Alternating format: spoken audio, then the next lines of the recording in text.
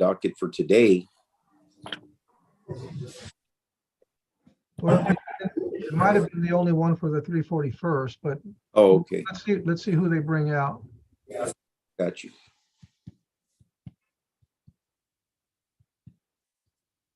And if I may, Your Honor, For today, Paul Thompson is out for the rest of the week. Who, and I'm sorry, I was going live. Who is that's covering for Mr. Thompson? He said Christina Rodriguez. I'm not sure if she's on. Oh, it was you, Fernando. I thought, yeah, okay. Or, There's Cassandra Leos for the state. I can cover for Mr. Thompson. If I can just have the case again. It's State of Texas versus Jade Concepcion Lerma Romano, 2020 CRM 952D3. Yes, Your Honor, that's actually my case. It's in the 341st. He's present, Your Honor. That's you. Good afternoon, Your Honor. You're Miss Lerma Romano? Your Honor. Good afternoon, Miss Lerma. So is this the final hearing then? We do have an agreement? Well, Your Honor, in this case, we just wanted to clarify on this matter. There's 2 counts. Last time we did clear up the felony count, but we forgot about the misdemeanor count. And I believe we do have an agreement of 200 days to serve on count 2. that's correct. That's on 2020 CRM 952D3. I have an email from last Thursday from Paul Thompson. It was already proved up with Judge Lopez last Thursday, but that needed just to get clarified. So we just need to put it so that the disposition is correct. Yes, Judge. Correct. Okay, Instead so of 2 years down to 200 days to serve. And I think that's pretty much what she has, or more. I think she has more time than that, but so I mean, was it 200 days for both counts? No, Judge. It's count 1, 2 years, count 2, 200 days. that's correct. Okay, so, and then the 200 days concurrent with count 1? Yes, Judge. Correct. Okay. So that's all we're doing for the purposes of disposition. There's nothing else needed? Yes, Judge. Nothing. Thank you. Okay, do we got that from the clerk? Whoever, And is there like on the plea packet or is that in the judgment be reflected there? So that way, I think she's going to go in and then that way she'll get time for credit. Then she'll be picked up by taken into immigration custody. Is what I discussed with Mr. Paul Thompson. well, that's fine, but I mean, yeah, I think they're just going to clarify the record, which is the disposition. Okay, so that'll be on the disposition. Right. Okay. And, okay, any questions, Ms. Lerma, about what we're talking about right now? No, Your Honor. Okay, so, all right, I'm sure your attorney explained all of that to you. We're adding the 200 days, but it's going to run at the same time as the 2 years. Okay, thank you, Your Honor. All right, Judge, that's all I have. Maybe excuse. Yes, there's nothing for the attorneys, and good luck, Ms. Lerma. Okay, thank you, Your Honor. Have a Okay, good afternoon. you too.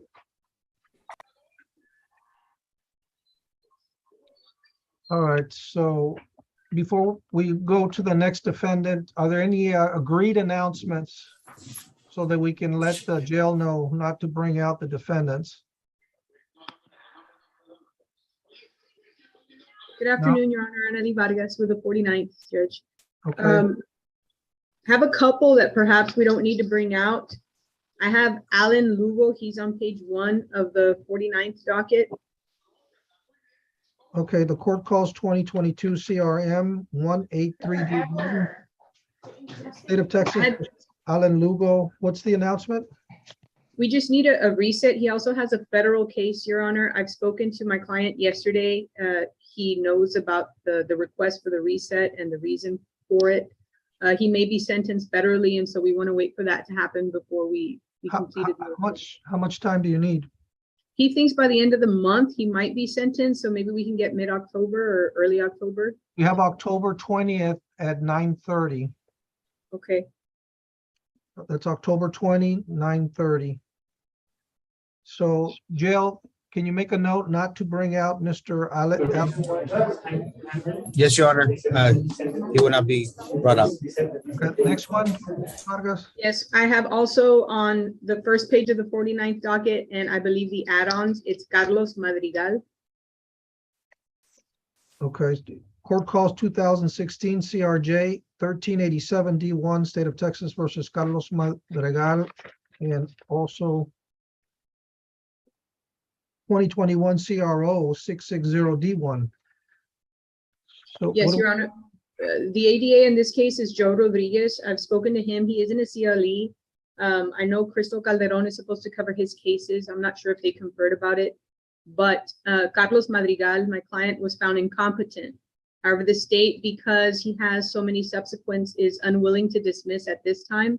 So we did agree just to reset and see how they feel the next time. Okay, so you want to do the same date, the 20th of October, Sure. or you need more time? Oh, no, that's fine. All right, we'll do that.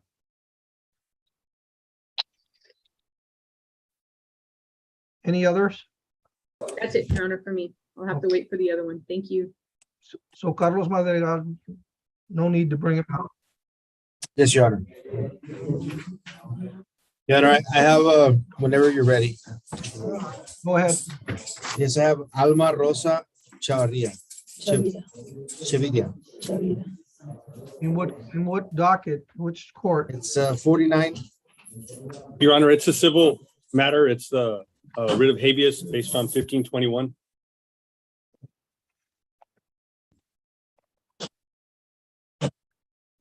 Is it on the add-on?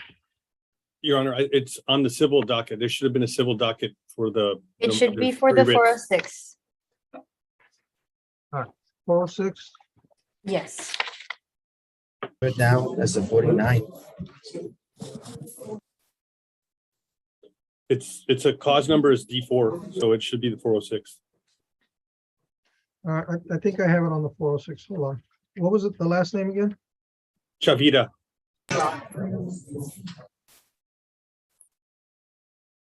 The court calls 2022 CVJ 1294 D4.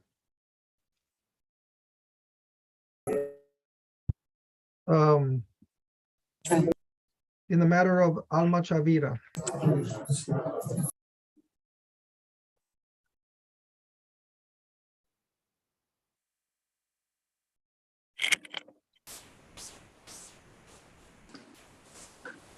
What's the announcement, Mr. Trevino? Oh, is that that's her present, in other words? Yes, Your Honor. Brett Trevino for Ms. Chavira. We filed an application for writ of habeas corpus on her behalf because she was arrested on the 1st of September for an out-of-county warrant for smuggling of a person. She's still here. Zavala County has not come to get her. And so under 1521, we're requesting that she be released from that arrest warrant and also be granted a PR bond under the statute. Just the docket doesn't reflect the out-of-county charge, just out of curiosity. It was a smuggling of a person, and she had a $15,000 bond from Zavala County. Okay, and she's been in there obviously more than 10 days? Yes, Your Honor. Okay, She does have 2 local charges, Your Honor. Looks like they're both misdemeanors. So even if she's released on this one, a PR bond, she'll be pending those local charges. okay. Well, is there a response from the state? But No objection, Your Honor. okay, so the court's going to grant the request for a PR bond. And the $15,000 PR bond on the out-of-county. Thank you, Your Honor. And Ms. Chavarria, did you understand English? ¿Sí entiende inglés, señorita Chavarría? I believe she does. She just needs to do it. Yes, Your Honor, she Yes. does. Okay. So I've granted your request for a PR bond on the out of county. That will not keep you in jail here in Webb County, but your attorney's informing me that you have 2 other charges, misdemeanor. So if you can bond out on that, you should be released, okay? Okay, thank you. Okay. Good luck, Ms. Chavarria. Thank you. Thank you, Your Honor. Chavita. Chavita. Thank you, Your Honor. Okay. Thank you. Your All right. Honor, from the 406, up next, we have Carmona Maribel. English will do fine.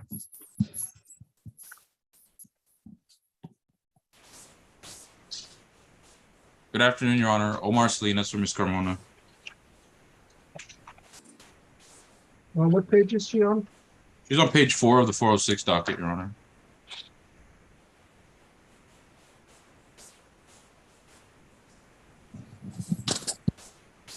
Had the wrong docket.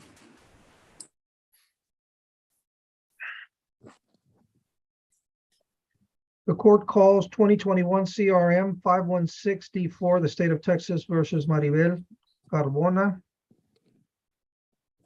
And this is a plea.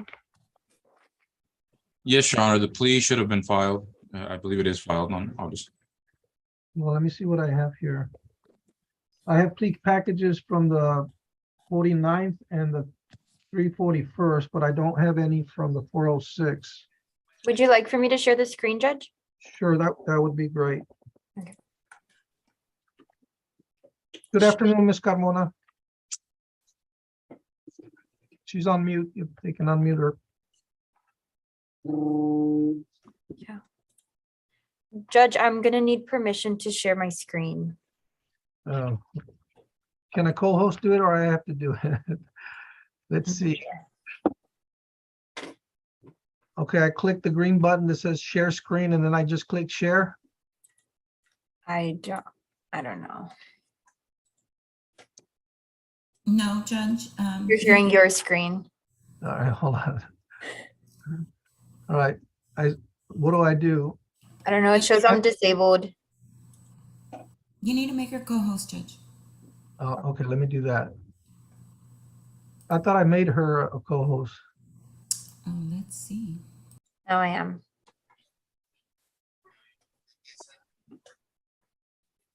There we go. All right, let me, there we go.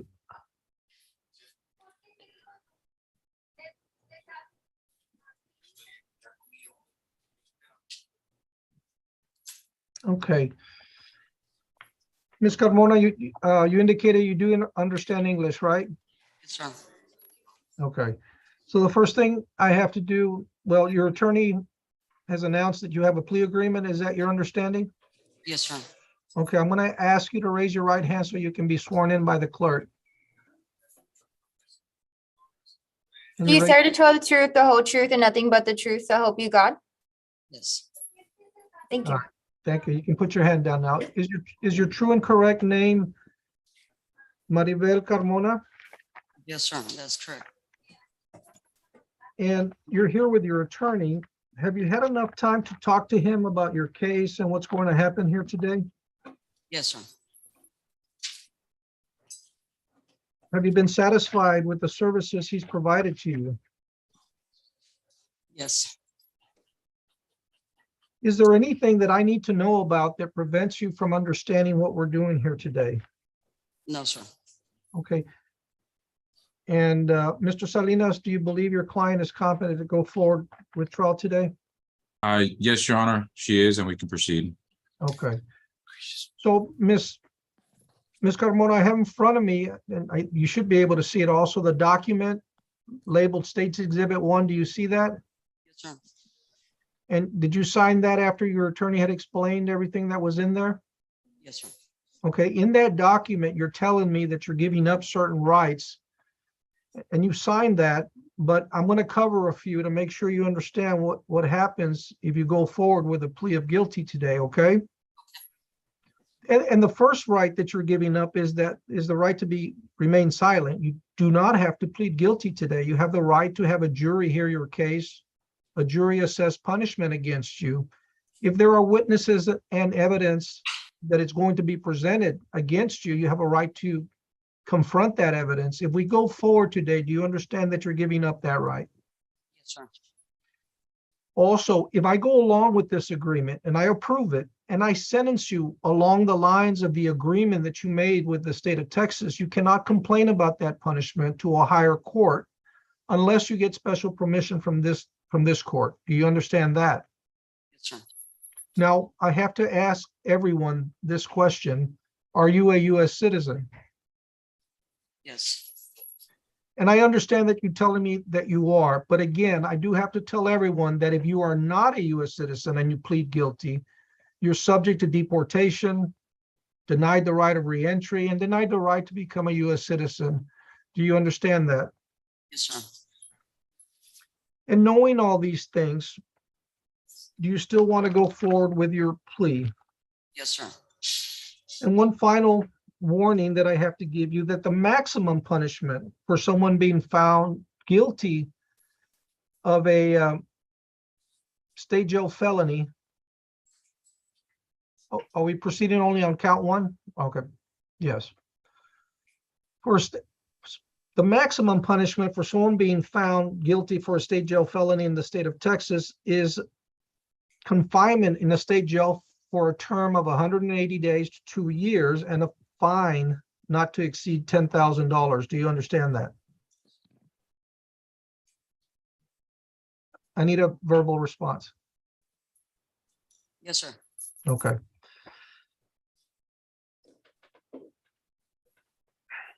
And now, having discussed all these things, do you want to go forward with your plea today? Yes, sir. Okay.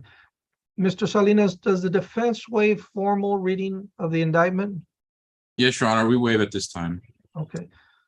So, Ms. Carmona, as to count one of the indictment, possession of a controlled substance, a state jail felony, how do you plead, guilty or not guilty? Guilty. Are you pleading guilty freely and voluntarily? Yes, sir. Has anybody forced you to plead guilty? No. And aside from the agreement that you have with the state of Texas, did someone promise you something else to plead guilty this afternoon? No, sir. Are you pleading guilty today because you are accepting responsibility for that offense? That is correct, sir.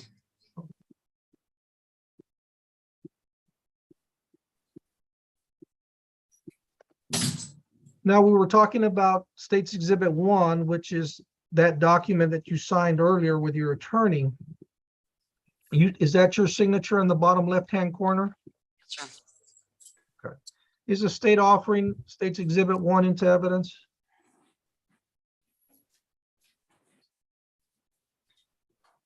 Yes, Judge. Okay. Any objections, Mr. Salinas? No objections, Your Honor. All right. State's 1 will be admitted. So, Ms. Carmona, based on the evidence now before the court and your testimony, I am going to find you guilty of the offense indicated, which is a state jail felony, possession of a controlled substance. I'm finding that your plea that you made before me today was made freely and voluntarily. Yes, sir. I'm also going to approve the agreement that you have with the state of Texas in regards to the punishment. Your punishment will be assessed to serve 2 years in a state jail, but it will be probated for 2 years. You will be required to pay a fine of $500. And I'm assuming dismissal of count 2. Can 2 you? years? 100? I'm sorry. Yes, 2 years, 2 years probation. Is that your understanding? Yes, sir. Yeah, you'll be placed on probation. You also complete 100 hours of community service. If you're employed, you will be given credit for 1. Hours must be tailored to meet defendant's needs. Okay, that will be approved. You will be also required to complete a class called Stop the Violence and 4 random drug tests in the first year.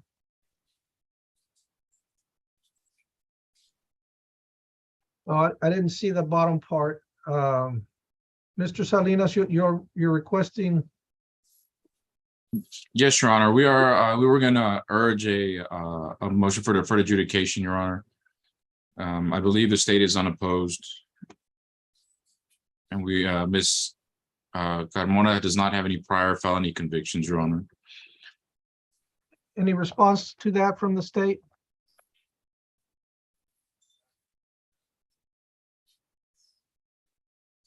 Miss, who's the ADA for the 406? Mr. Hoyos, did you say you were filling in? Your Honor, I can stand in. I'm sorry, what was the question? Well, Mr. Salinas is I just got to the bottom part. In this, defense is requesting deferred adjudication on this case. If I understood correctly, it was not going to be opposed, but I need a response from the state. Oh, okay, Your Honor. If the ADA made the representation to Mr. Salinas that it was not going to be opposed, and at this time, we will not oppose it. Okay. So what I'm going to do, Ms. Carmona, I'm going to take back the finding of guilt against you. And I'm going to defer that finding, but place you on unadjudicated probation under the terms I mentioned earlier. For 2 years, you have to complete the community service hours, stop the violence class, and test negative for 4 random drug tests in the first year. Did your attorney explain to you what that means when you're placed on deferred adjudication? Yes, sir. Okay. So any questions about what just happened and what I'm doing? No, sir. Miss, who's here for probation? Oh, well, does she have anything else pending? Is she gonna be released today? She should be released, Your Honor. I believe she might have had a new offense, but I think she already paid the bond. Okay, well, and Ms. Carmona, we have some other stuff to cover regarding court costs, but I'm going to try to sign the order today, and it should be processed, but I don't know that they're going to get it, so it may be till tomorrow morning. If it's late this afternoon when you get out, or tomorrow, as soon as you get out, you're going to have to go to report to the probation office. Okay, that's going to be an order for you to show up. You should be out at the latest tomorrow. Okay. So you need to report so they can set up your file. And Your Honor, if I may? Yes. Ms. Carmona, the reason it says there that the community service hours to be tailored to meet her needs is because I believe she is disabled or is currently trying to apply for disability. She has several medical issues that might prevent her to be able to do the community service hours.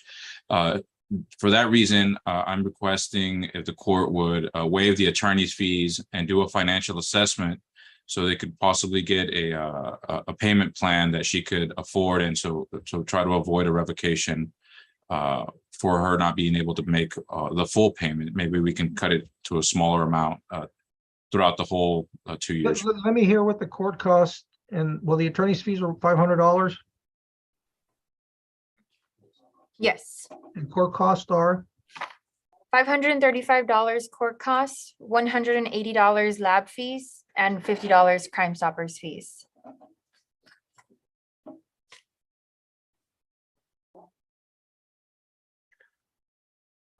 You said $535 in court costs? Yes.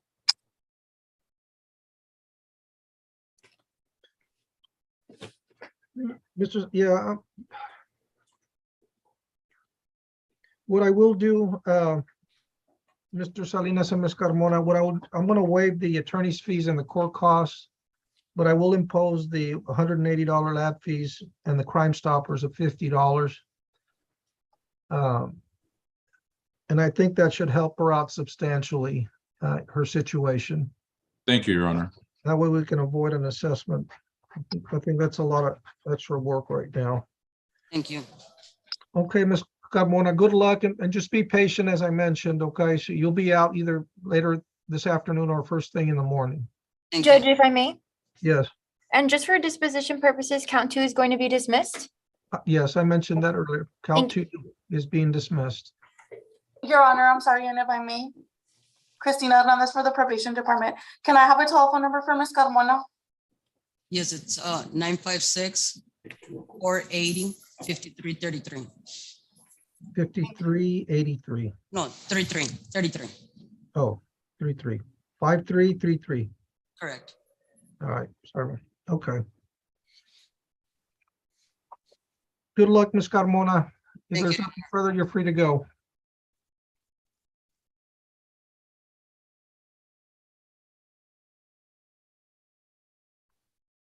Your Honor, next we have Alejandra Salinas. She's part of the add-on. 341st. 341st. Page 6, Your Honor. I believe it's 2 and 6. Yes, page 2 and 6. Thank you, Ashley. All right, the court calls 2020 CRH 1837 D3 and 2021 CRB 1307 D3, the state of Texas versus Alejandra Salinas. Good afternoon, Your Honor. Gabriel Nieto with the Public Defender's Office on behalf of Alejandra Salinas. Good afternoon, Mr. Nieto. And good Your afternoon, Honor. Salinas.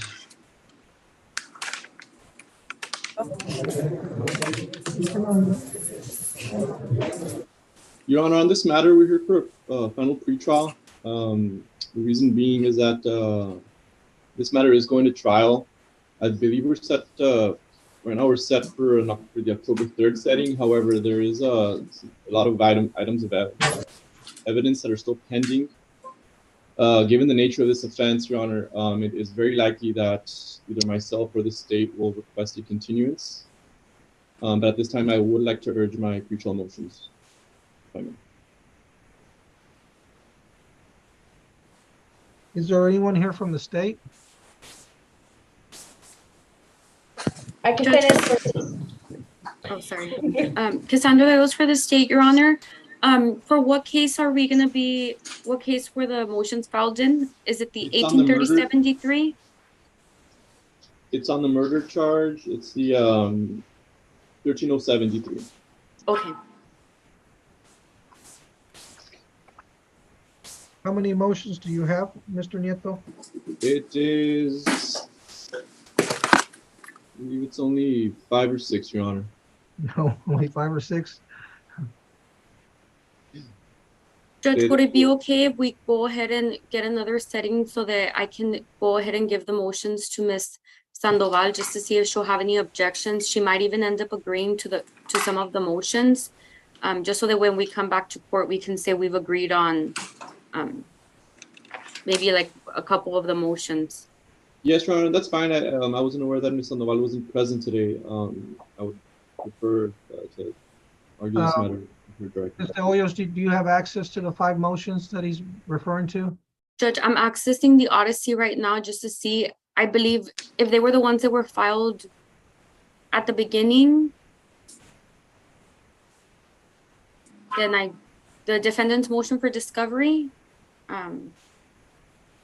April 5th, 2022, then I can access them right now.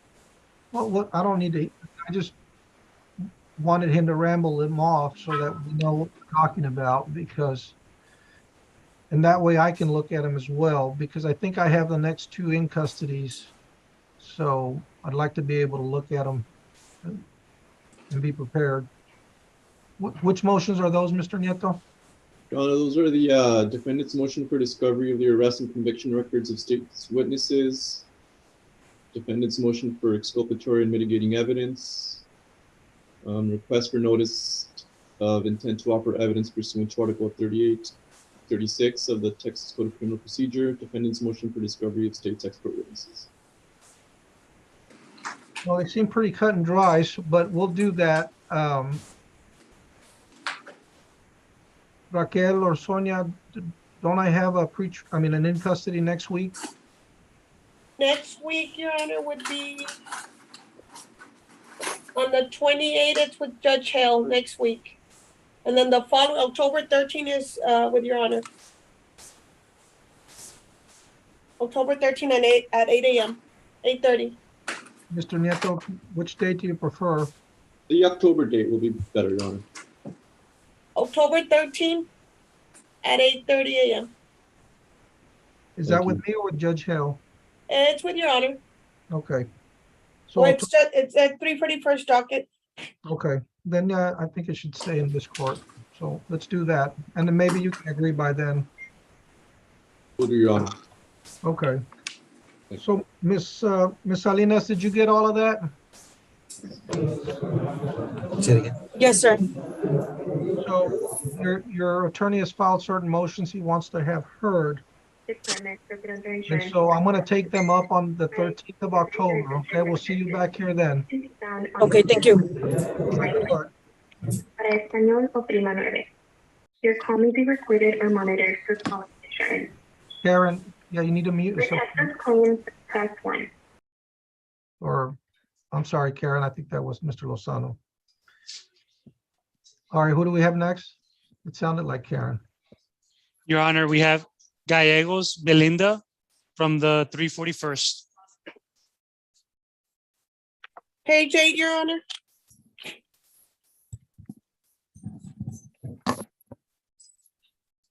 The court calls 2022 CRM 129D3, the state of Texas versus Belinda Gallegos.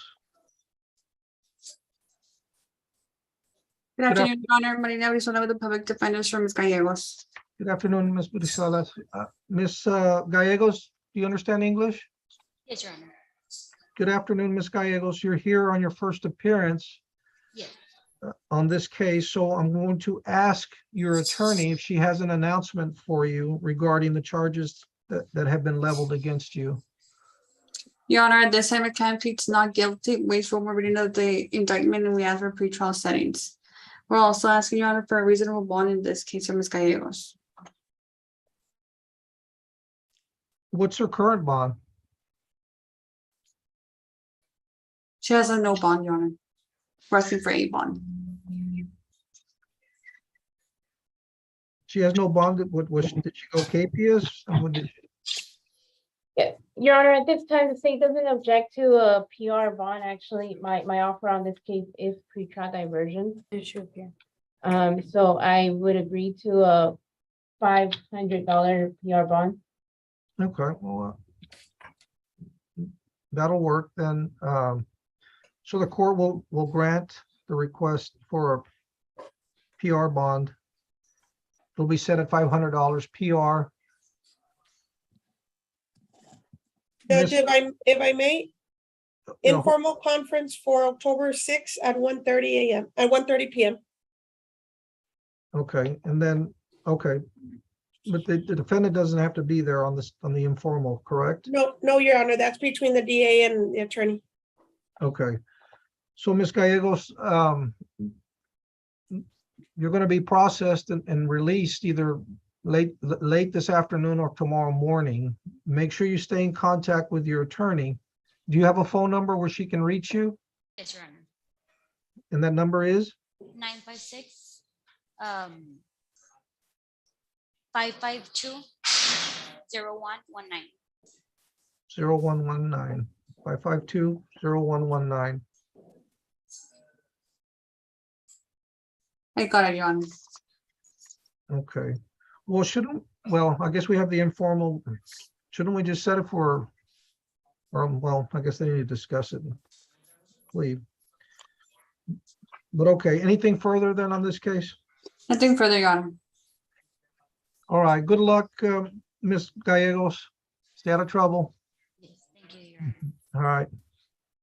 Thank you, Ms. Brizuelas. The attorneys are excused as well.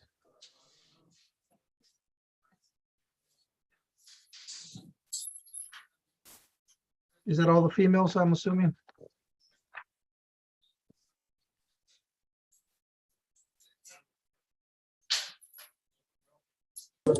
Your Honor, up next, we have Rodolfo Valverde from the 406.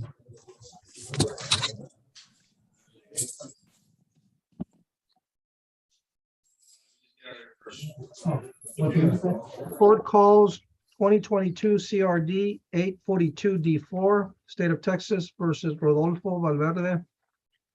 Good afternoon, Mr. Valverde. Do you understand English? Yes, sir. Mr. Gonzalez, Richard Gonzalez, are you present? Your Honor, if I may, Yes. Gonzalez said that he's on his way back to his office, so he should be there in the next 5 minutes. Do we have two different cameras in the jail, or is it just one? Two, Your Honor. All right, let's go to the second floor. Mr. Your Honor, I'm sorry, if I may. Yeah. This case is set for November 2nd at 2 p.m. Wait, I didn't get any of that. So, okay. Yes, sir. Okay, so this case, Mr. Rodolfo Valverde, it's set for informal pretrial, November 2nd at 2 p.m. well, I mean, that's fine, but I mean, Mr. Gonzalez may have something to add. Let's see if he shows up here in the next few minutes. Is that in? If I may, Judge, Yes. this is going to be an arraignment hearing. Oh, yeah, we need to wait for him. Is it, can I say something real quick? Can I say something real quick? Well, I'd rather you wait until your attorney's here, Mr. Valverde, because we are being recorded and. Yeah, but it's okay, sir, but he's not helping me for nothing. Well, then you need to tell him that when he shows up here. I already did tell him that. If you're here for arraignment, the case just started, Mr. Valverde. So you're here for your first appearance, where I'm going to ask your attorney whether you're pleading guilty or not guilty to the charges. So, and that's when your case begins. So you need to be patient here, and let's wait for your attorney, and then we can discuss what's going on in your case and with your attorney at that time. Okay. All right. November 2, right? Well, you're going to stay there. Stay there. I'm going to come back. Okay. Your attorney's logging on here in about 5 minutes. All right. All right. What do we have on the second floor? Your Honor, from the 406, Padrón Carlos Daniel. Good afternoon, Judge. Christina Alva, on behalf of Mr. Padron. All right, let me call it the two cases we have on him. The court calls 2021 CRO 628 D4, 2022 CRM 1028 D4, the state of Texas versus Carlos Daniel Padron. Your Honor, and just for clarification on the record, I am only his attorney of record for 2021 CRO 628 D4. Okay, so, well, on that case, since you're here, we're here on a Yes. final pretrial. What's the announcement on that? Your Honor, the last time we were in court in the 406, Mr. Padron did not appear, and so the judge had issued a capias.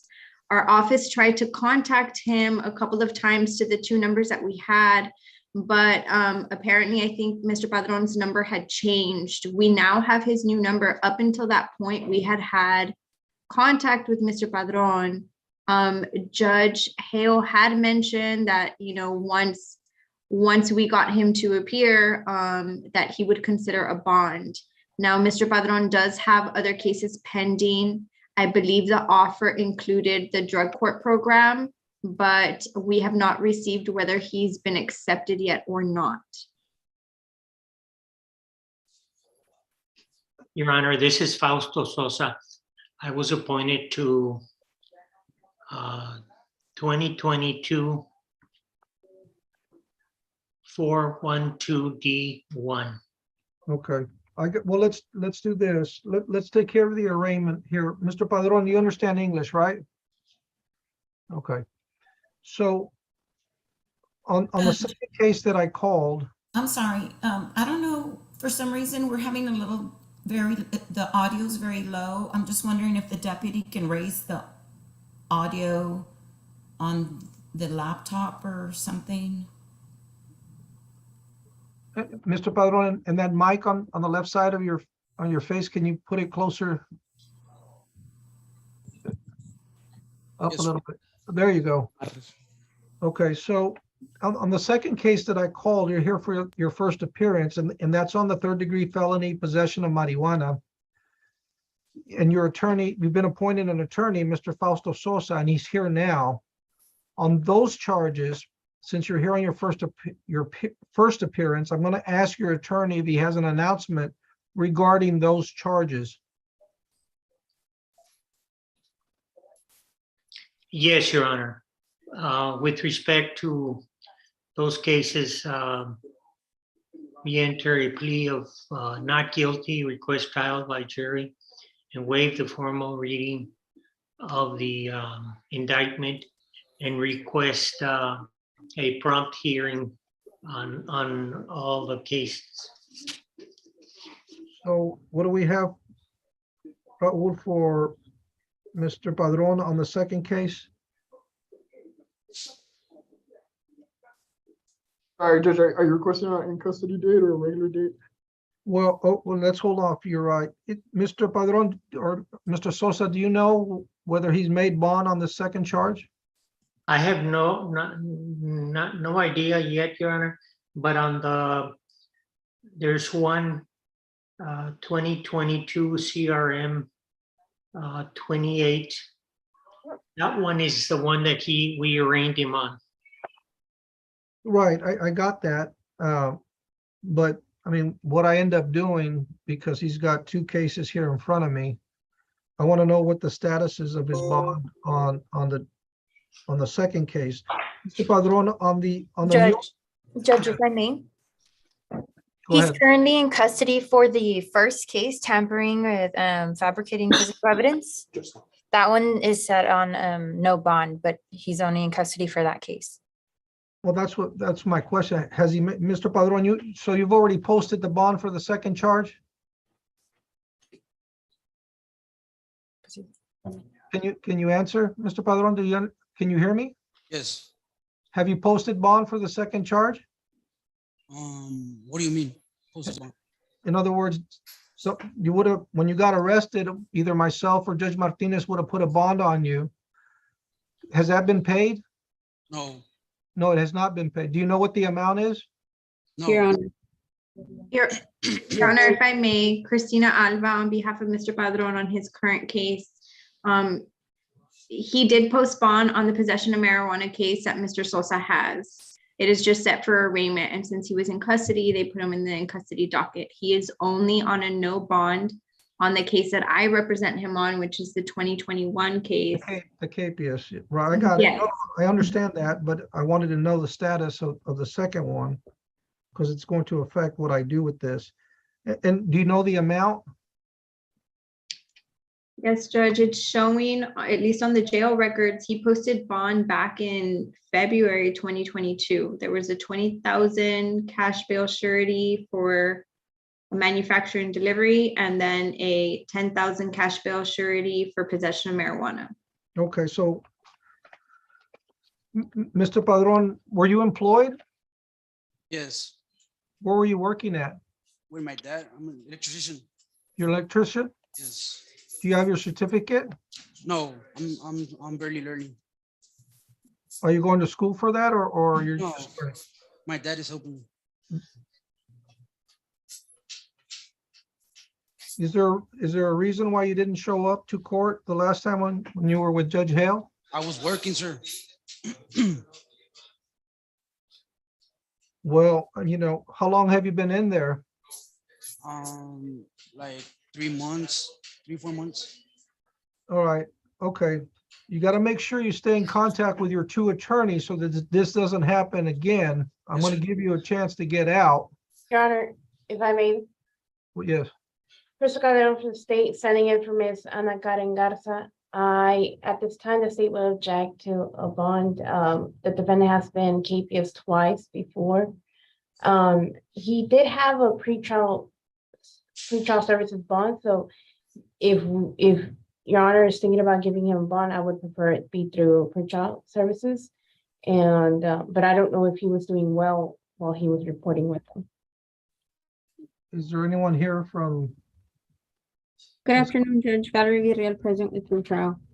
hey, Your Honor, Valor? Hi, Judge, good afternoon.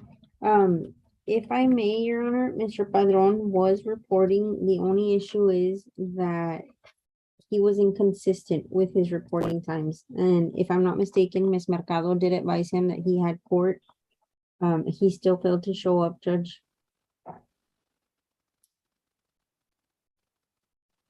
Well, he's paid 3 months in jail for that. I think you think you learned your lesson, Mr. Padron? Yes, sir. Your Honor, just for clarification, he was just booked on September the 8th for missing court for the cases. Yes, Your Honor, he hasn't made more than probably 16, 17 days on this case. Oh, okay, so he's been in there because of the, The KPS in the 406, Judge. yeah, no, but he was arrested earlier. He said he's been in there 3 months, but he was in there he was arrested for the drug possession, the second case, 3 months ago. Yes, he was only in there for 2 days on that case.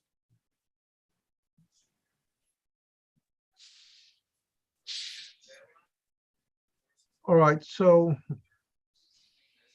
look, yeah, I'm gonna give him a chance to get out. I mean, if looks like he's got some employment, and I'm gonna give him an opportunity to do that. But if you miss again, you're not getting out, and you'll be in there longer than 3 months, Mr. Padron. So I'm going to set your bond at $5,000 through pretrial services. You will be required to report to them. Was he reporting what, every 2 weeks? Every week. It was weekly, Your Honor, but like I said, he was very inconsistent with his reporting time. Well, I'm only gonna go with the 2 weeks, but Mr. Padron, not reporting in is gonna result in your bond being revoked. Do you understand that? Yes, sir. All right, is there a phone number they can reach your family so they can make arrangements to get you out of there? Yes. What's that number? 956-251-4342. And who do we ask for? That's my mom's number. What's your mom's name? Alejandra Alejandra? Padron. Okay, Judge, if I may, yes. will this also be cash bill surety? Yeah, I'm not waiving the fees Okay. through trial services. Sir, I have a question. Yes, Do I qualify for PR bond? yeah, you do, but I'm not gonna give you a PR bond. I mean, the fees are minimal. It's pretty close to, it's $150 to get out, All right. but you need to make those calls every 2 weeks or report in, however they had it set up. Did you have them coming in? Yes, Your Honor, he was ordered to report in person. Okay, and that's going to remain. So you're gonna have to report in person every 2 weeks. I was reporting every week, every Wednesday. I know, I'm giving you a break, Okay. unless you want to report every week. No. So, all right, Mr. Padron, you need to get to work, stay out of trouble, and stay in contact with your attorneys, and make sure you don't miss any more court dates, because you will not get this again. If you heard earlier, the district attorney's office wanted you to stay in there until we finish all your cases. And that's what's going to happen if you mess up again, okay? Okay. All right. Judge, if I may, Yes, so, Your Honor, be requesting a date? oh, I thought we gave him one, but let's go ahead and it looks like we need, oh, this was final pretrial on the first one for Ms. Alva. Yes, What- Judge, the offer for that case is a probation offer, but with the drug court program, because he has another pending case in the 406 where the offer was probation with the drug court program. And my understanding, I believe, so Ana Karen Garza Gutierrez is one of the ADAs. That's who I have been conferring with. And then the other ADA, I believe, is Paul Thompson. I don't know who his attorney on that case is, but Miss Ana Karen Garza told me that the referral to the drug court program was submitted, but we don't have an answer for it yet. Well, look, let's just set it for November then. For police status, I guess, in November. And that'll be in the regular. Okay, and we're talking about the case ending in 628, right?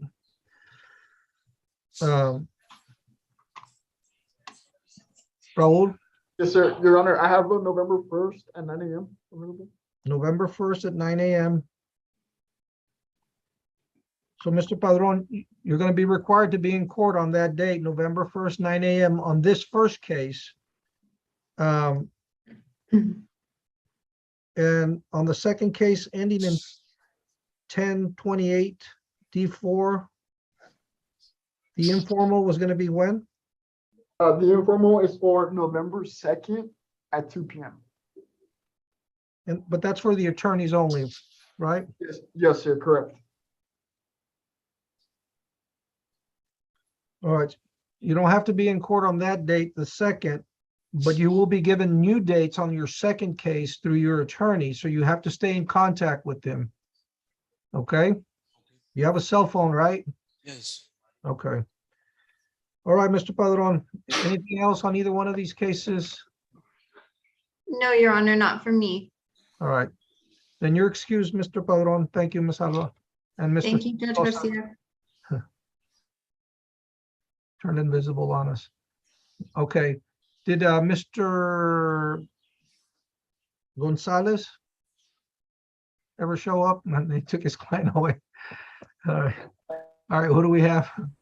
There he is. Yes, Your Honor, we have Jesus Francisco Reina. Franco Reina.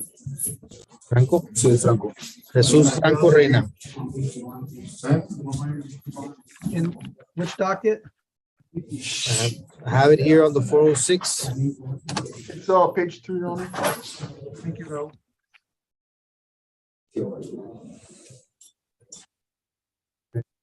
All right, the court calls 2022 CRD 929D4, the state of Texas versus Jesus Alberto Francisco Reina.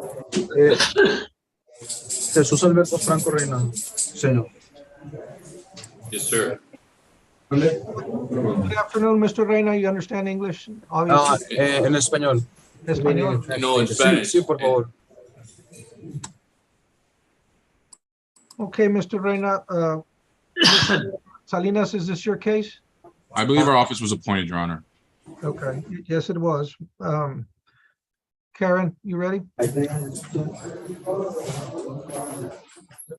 Who's our translator? Oh, we have Mr. Gonzalez. Are you our translator? Yes, Your Honor. Good afternoon. You were the one with the kid bouncing around last time? Was that you? Okay. I didn't recognize you with a tie on. All right. So, Mr. Reina, you're here for your first appearance. Está aquí para su primer comparecencia. Después de que hable el juez, yo lo voy a estar interpretando. Okay. You've been charged with aggravated assault or attempted murder. Se le está acusando de agresión agravada o intento de homicidio.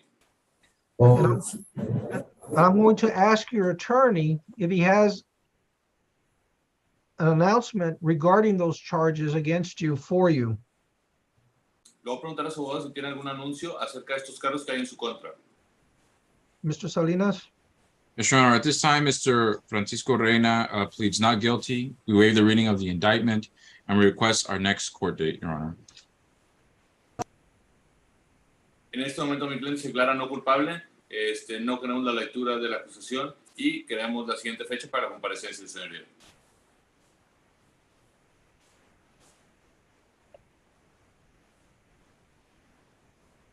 When do we have informals, Mr.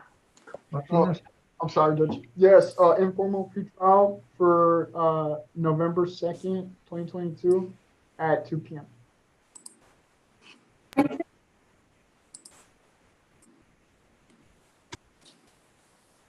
Is there, Mr., you may not know the answer to this, Mr. Salinas, but is there any kind of hold on him? There is, Your Honor, there's an immigration hold and he does have a 22,000 bond on this case. Okay, I was just kind of curious. Mr. Reina, do you have any questions about what just happened? Señor Reina, ¿tiene algunas preguntas de lo que acaba de suceder? Sí, solo quiero preguntar si ahorita se me acaba de declarar no culpable por el cargo este. Yes, did they plead that I was not guilty for the current charge? That is correct. Your attorney said you are not guilty of these charges against you. Es correcto, su abogado lo declaró usted no culpable de los cargos en su contra. Oh, muchas gracias, muchas gracias. ¿Y sería lo de migración eso o para cuándo tendría un corte o para cuándo tenía mi fecha para salir? And about immigration, when would I have my next court date or when would I be available to be released? Well, if you have an immigration hold, at some point, the federal agents will take you to a federal judge so they can explain to you what you have pending in the immigration court. Pues si usted tiene una detención de migración, va a haber un momento en que un agente federal migratorio lo va a llevar a un juez de migración para que le lean las acusaciones formales ante el juez de migración. A ver qué tiene ahí.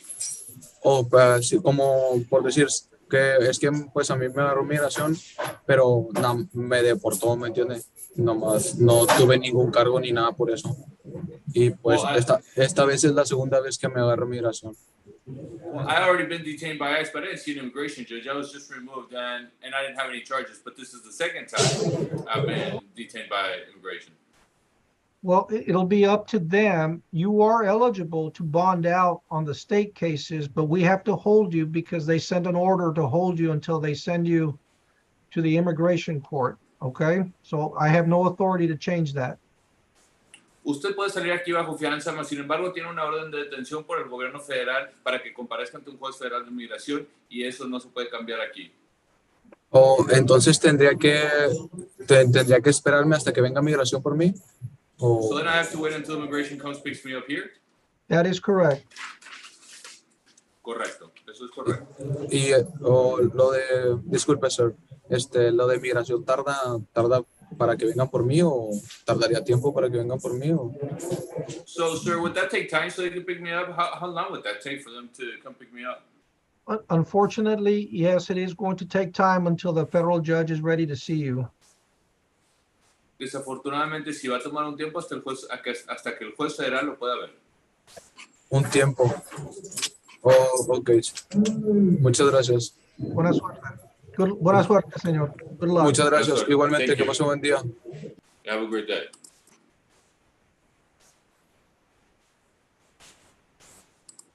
Your Honor, up next, we have Mesa Jose Armando from the 406.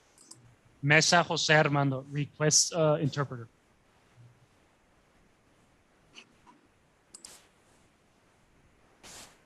One more Salinas for Mr. Mesa, Your Honor. Let me find the case, Raul. Any help? Yes, sir. It's on page 4. 406 docket, Your Honor. Yeah, I got it.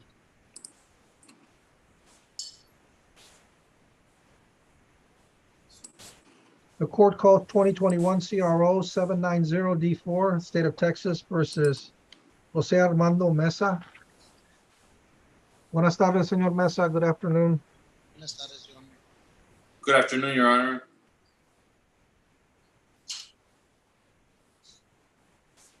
Your Honor, if I may, Mr. Perez wanted me to advise Your Honor that a plea packet is still pending and the state will be taking it to Your Honor.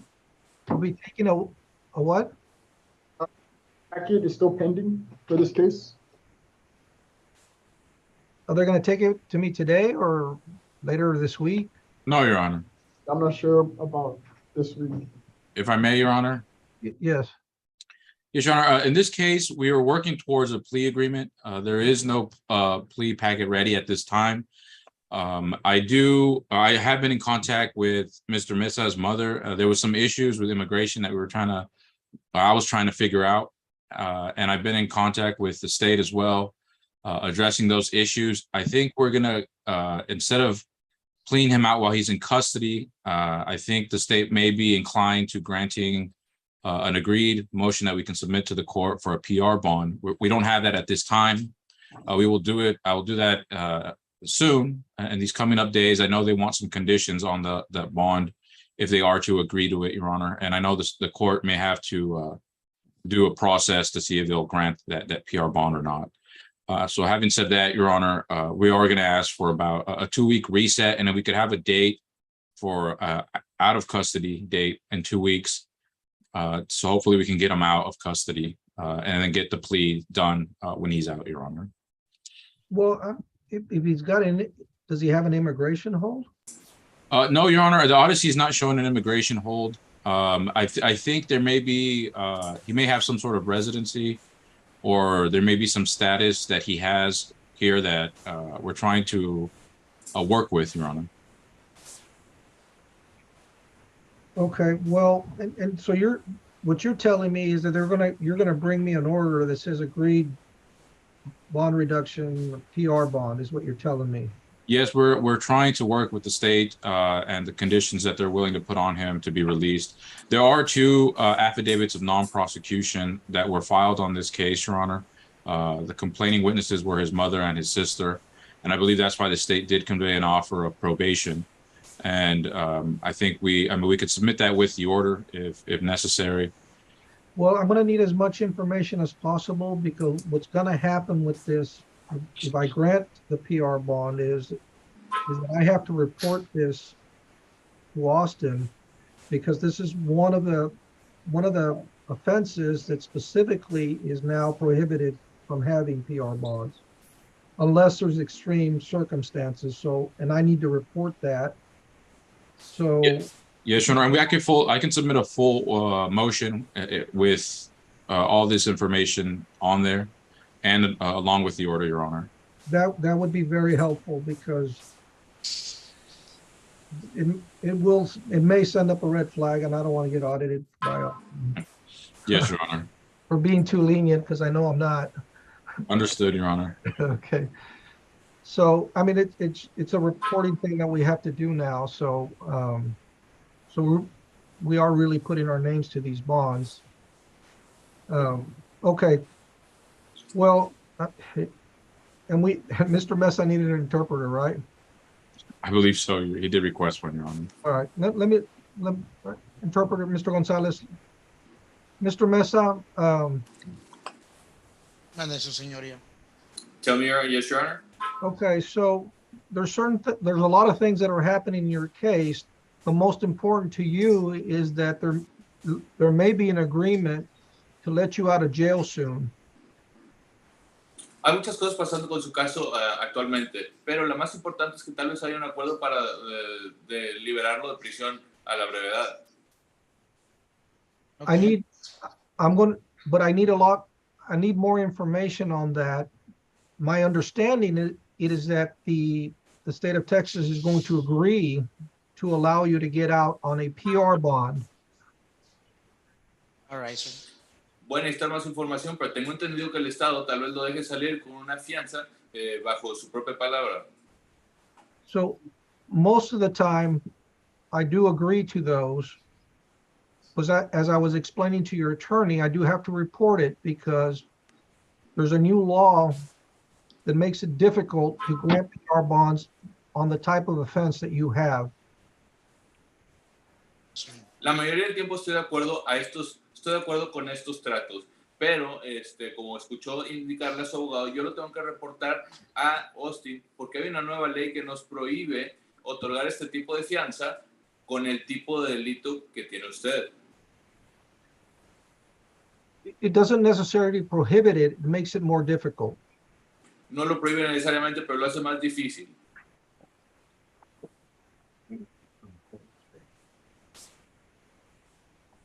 So you're gonna have to be patient. I'm gonna give you another date in about 2 weeks. And it's going to be a date in which you're gonna be free, is what we're anticipating. Entonces va a tener que ser más paciente, le voy a dar una fecha en 2 semanas y estamos anticipando que usted ya no va a estar en donde está ahorita, ya va a estar libre. Ya bien, muchas gracias. It'd be great. Thanks a lot. You will be required to be in court though that date. So you make sure that you remember this date and write it down somewhere when you get out. Yes, sir. Se le va a requerir estar en corte, entonces para que apunte esta fecha y se acuerde cuando no esté detenido. Ok, muchas gracias. And Your Honor, if I could just mention, if he is released, he needs to get in contact with my office, the public defenders, as soon as he's released. Le quiero hacer saber, señoría, que cuando salga que se ponga en comunicación con la oficina del defensor público en cuanto salga.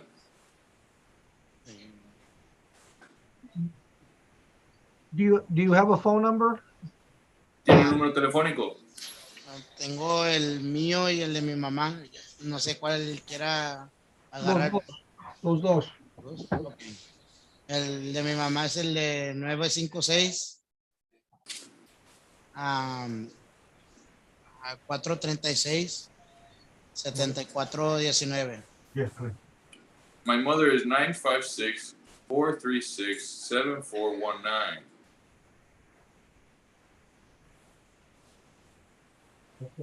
Yeah, they're gonna win over this thing.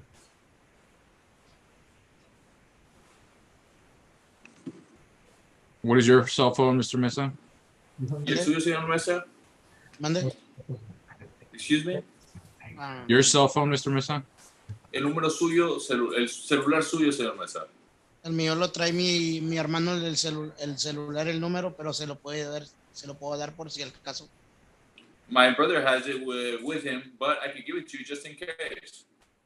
Yes, what is it, Mr. Mesa? Sí, ¿cuál es, señor Mesa? It's 956 898 7022. 898-7022. 956-898-7022. Thank you. You're welcome. That's it. All right. Anything further, Mr. Salinas? Just the court date, I might have missed it. Oh. I'm not sure we got one.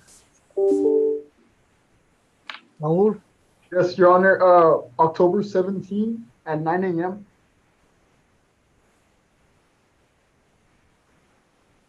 Thank you, Your Honor. Well, can you translate the date, Mr. Gonzalez? Yes, Your Honor. 17 de octubre a las 9 de la mañana. Ok, muchas gracias. Okay, thanks a lot. All right. Thank you, Mr. Salinas. You're both excused. Ya exento los dos. Yeah, next we have Marcos Antonio Fuentes Jr. 406.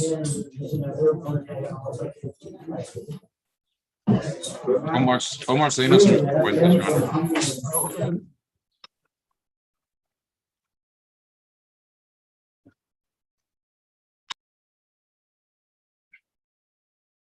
Your Honor, if I may.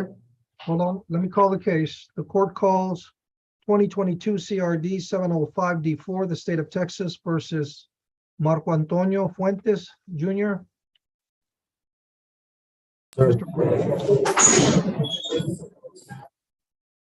Mr. Fuentes? Yes, sir. Fuentes, good afternoon. If I may, Your Honor, this case was we already arraigned Mr. Fuentes. I'm not sure if it was last week or earlier this week. So he has an informal date for November 2nd. Are you sure it wasn't, because there's a Francisco Philip Fuentes? If this is Marco Antonio Fuentes Jr. Mr. Fuentes, you're Marco Antonio? Yes, sir. Did your attorney enter a plea of not guilty for you a few weeks ago or last week? Yeah. Okay. So we're not sure why they brought you out. You don't have new charges, do you?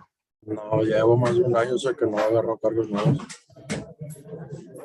Okay, Your Honor, we do have an agreed motion for bond. I just signed it, but we'll go ahead and state it for the record.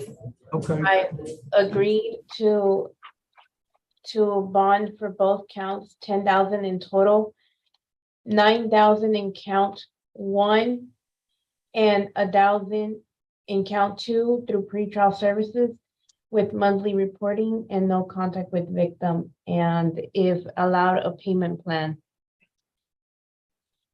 I don't know that they have a payment plan.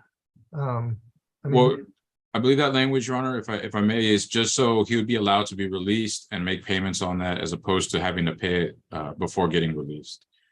And that's the language that pretrial services asked us to put on the order to allow that. okay, because it's, I mean,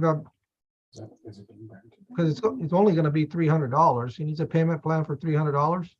Well, sometimes the families don't have money, Your Honor, and they get stuck there. And then as opposed to waiving the fee, they can get out and make the payments on that to the pretrial service office. Valerie, does that work for you all? More or less, Your Honor. If I could just get a phone number for the defendant's family, please. 956-202-0296. That would be my mom's number, and I'm going to go ahead and give my number.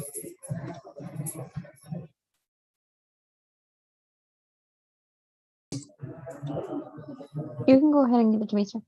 956-606-1156.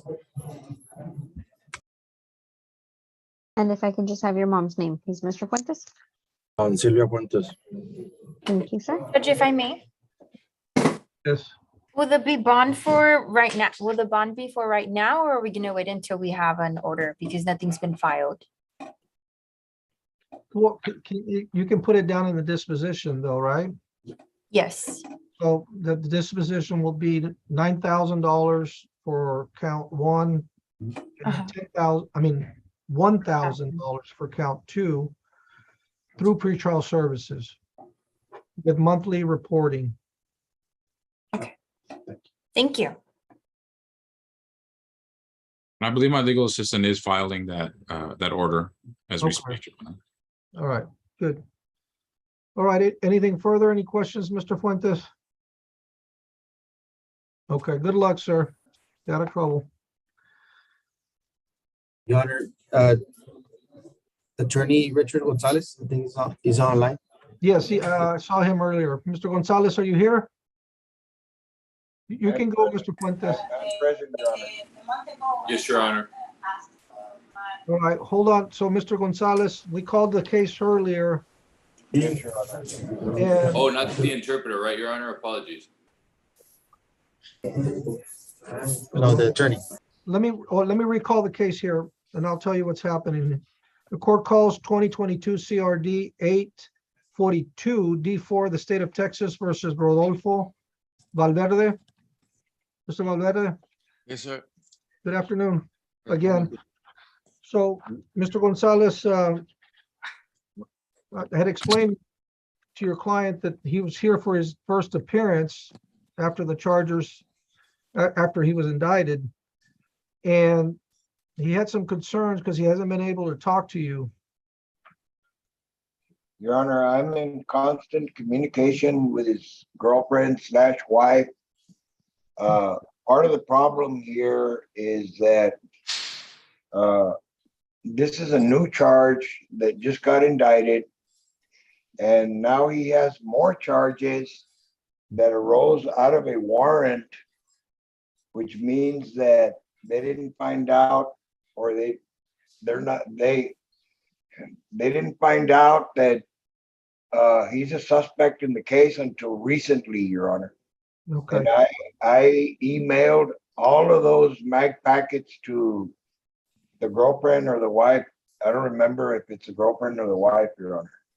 All right, and Mr. Valverde, before you say anything else, and I'll listen to what you have to say, but let me tell you that I've known Mr. Gonzalez as an attorney and now for the last 3 years, and you're in very good hands. All right. He is a bulldog, and I'm not just telling you that so you can calm down. I've seen his work, So you can complain about him later again if you want, or you can complain about him right now, but I want to hear what you have to say. If you want me to try to put someone else on there, but you don't get to pick, I mean, you just get the next attorney on there. But I think you'll be making a mistake by not hanging on to this guy. All right.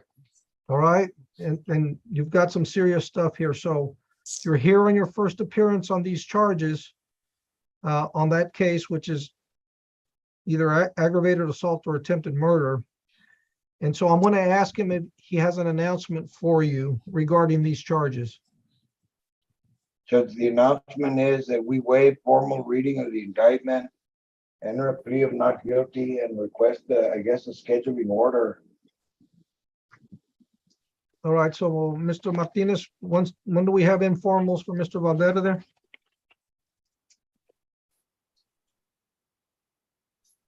Honor, it's for November 2nd at 2 o'clock for informal pretrial.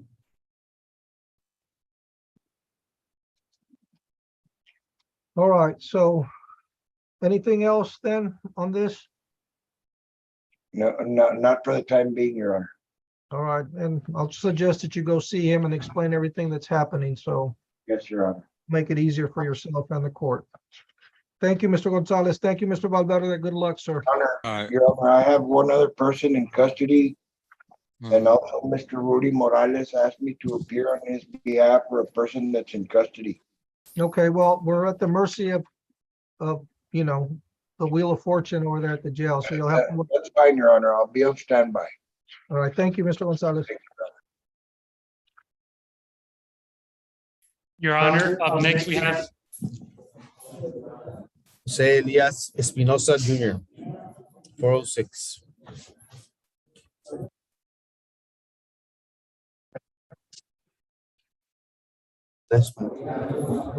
Omar Salinas from Mr. Espinosa. What page is he on? In English? Your Honor, on page 3.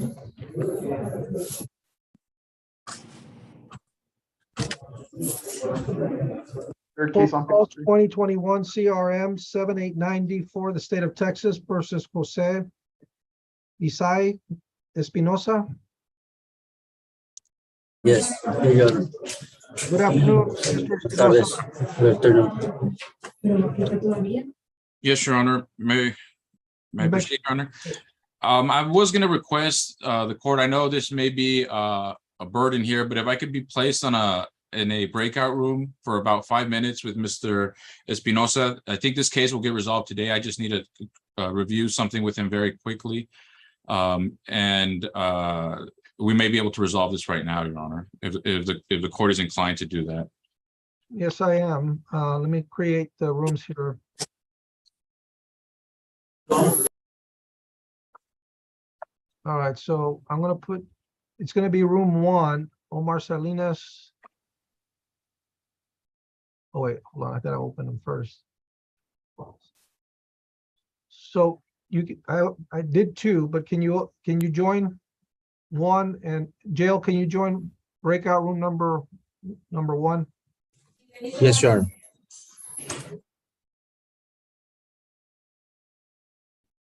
Judge, are you inviting me to the breakout room? No, that was Omar Salinas. Okay, because they're sending me an invite. Same here, Judge. Me too. Judge, they just have to ignore the request Yeah, and they'll stay there. Omar Salinas disappeared, so it looks like they're both in there. All right. So who do we have next? from the 406, Bernal Daniel Humberto. Your Honor, if that's an arraignment, I can handle it for Mr. Salinas, but he's the only one handling the 406 cases. I'm sorry, what was the last name? Humberto Bernal. Heriberto. Page Oh, 4, yeah, I Judge. got it. Page 4, I got it. The court calls 2022 CRM 00644D for the state of Texas versus Daniel Heriberto Bernal. Good afternoon, Mr. Bernal. Your Honor, is this an arraignment? No, it's a plea. Oh, okay, because Mr. Salinas is in the breakout room right now.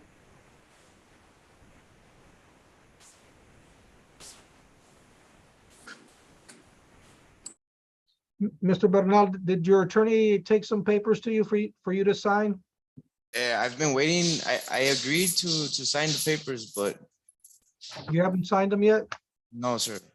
All right, let's hold on a little bit. There's no plea on file yet, Judge. Who's here for the state? Do we know? This is a Paul Thompson case. Do we know whether the plea was reached, an agreement? Judge, good afternoon. Christina Rodriguez standing in for Mr. Thompson. I don't have notes from Mr. Thompson that a plea agreement is on file or whether or not they've actually exchanged the documentation. I can check. I'll just need just a second to do that. Okay, yeah, because Mr. Salinas is here, but he's in a breakout room right now, conferring, because we may have a possible plea on another case.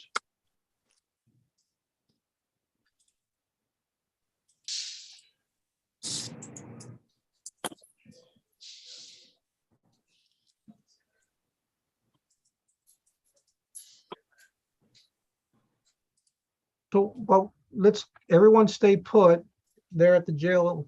I'm going to give the staff a 5-minute break. I'm going to stay on, but we'll be back on the record in about 5 minutes. That way we can. 10-4, Your Honor. May I address the court? Yes. Sir, if I could just have Richard Gonzalez look at the chat. I'm trying to touch base with him. Mr. Gonzalez, they're trying to reach you. I'm here, Your Honor. There's a chat for you. Yes, I understand that part. They're saying that they don't have a writ for Christopher Tijerina. He's in federal custody, Your Honor, but we're here just to announce the status. We'll make the announcement after we come back. Well, they're not even going to bring him out. They're not going to bring him out, Your Honor. That's what I'm saying. We can take him off the docket. Which Okay. docket is he on? It's on the 341st, Your Honor, page 3. All right, so I think it's set for status. Yes, Judge. So how much time does the ADA need for a writ on this? Do we?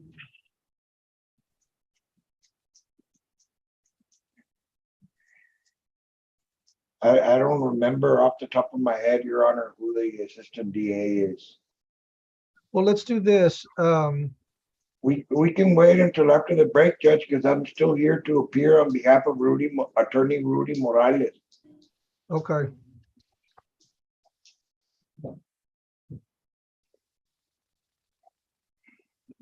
Your Honor, did you want a new date or? Yeah, I think that's what Mr. Gonzalez. We're just going to give this a new date. That's fine, Your Honor. And that way, go ahead. We have October the 13th at 8:30, Judge. That's Judge Palomo's docket. No, that's going to be too quick. The ADA is going to need more time to get the writ.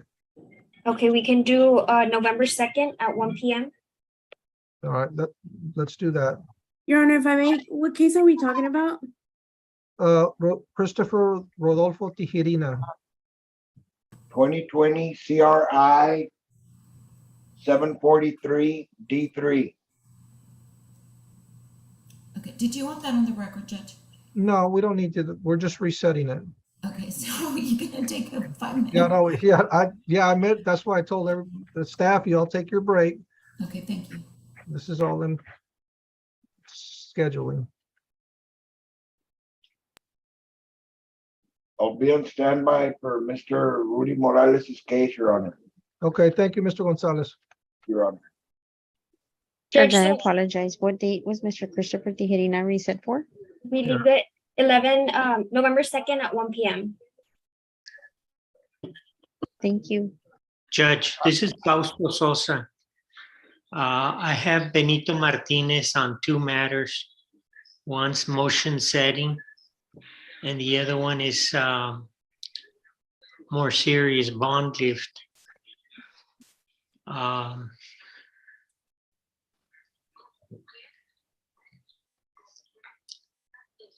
I don't know if he's there or, No, we've got the same defendants. okay. Want to get through, there's going to be 2 pleas, but there's not a lot left. So we should be done way before 4, so sit tight, everyone. Thank you.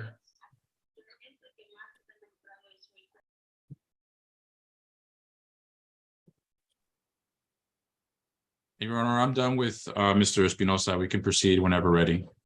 All right, let's do that. And he was on which docket again? The 406, Your Honor, at the bottom of page 3. All right, let me recall that case. I'm not sure if he's still in the breakout room. I don't see him on the. Wait, Your Honor, is this in the matter of Daniel Heriberto Bernal? Because that would be on page 4. But we need the other floor to get out of the breakout room and come back into the main session. Yes, Your Honor. He's right here. There he is. So what's the, so let me recall the case. The court recalls 2021 C, well, hold on. 10 minutes. Is everyone back? Yes, sir. Annette, are you ready? Sure. Okay, we're back on the record. The court recalls 2021 CRM 7894 versus Jose Espinosa. What's the announcement, Mr. Salinas? Yes, Your Honor, this is a motion to revoke, and Mr. Espinosa, the state has conveyed a recommendation is that Mr. Espinosa pleads true to all conditions except condition 1. They will modify the sentence from 1 year to serve down to 50 days to serve, and Mr. Espinosa has agreed to take that recommendation and present it to the court, and we will just be requesting the credit for time to apply to that. Okay. And who's the ADA that's going to be here for that case? Ms. Rodriguez? Judge Christina Rodriguez standing in for Mr. Thompson. Yes, we're not opposed to reset for a plea on this case. No. No, no, she may be talking about the other one. Okay.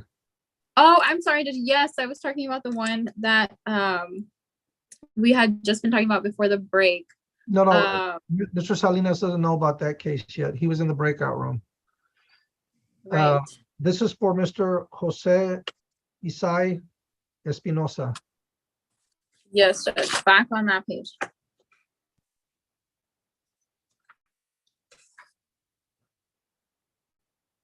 Okay, so we're ready to go? Yes, Judge. Okay. So, Mr. Espinosa, I'm going to ask you to raise your right hand to be sworn in.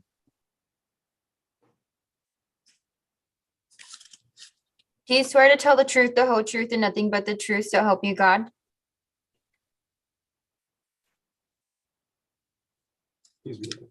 He's muted, Judge. Yeah, I know. We need to hear his answer. Jail, can you unmute him? Yes, ma'am. Okay. You can put your hand down now, Mr. Espinosa.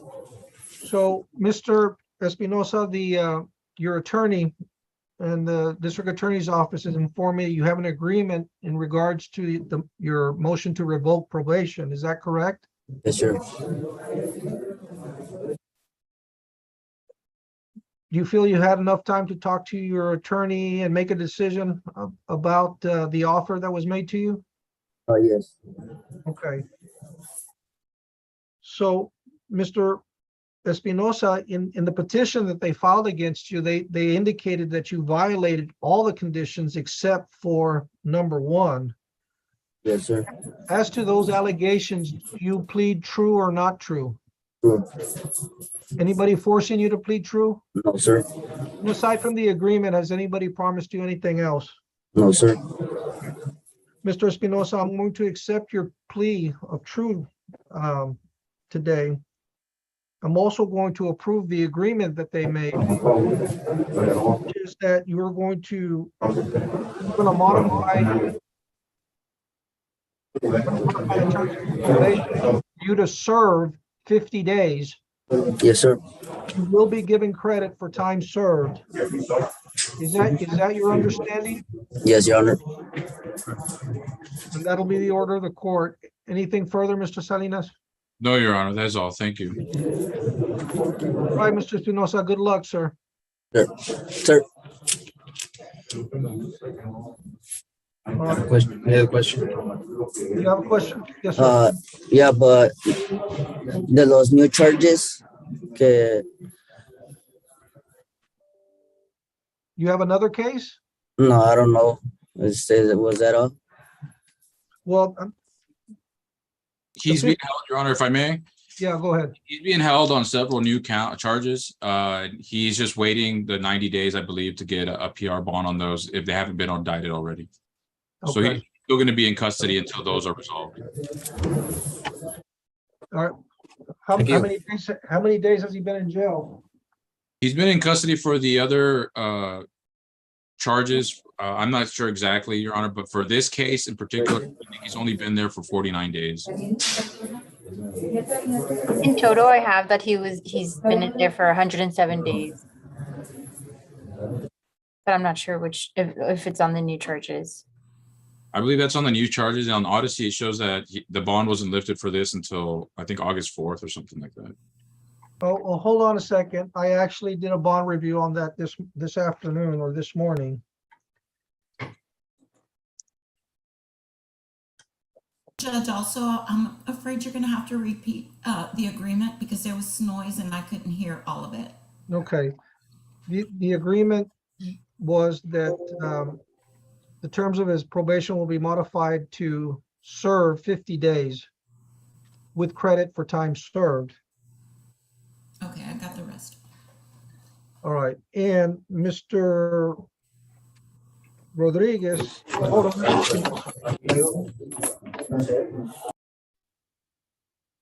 Here it is. Mr. Espinosa.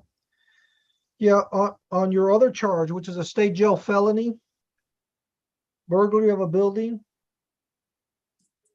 I believe I granted you a PR bond of $5,000, either 5 or 10.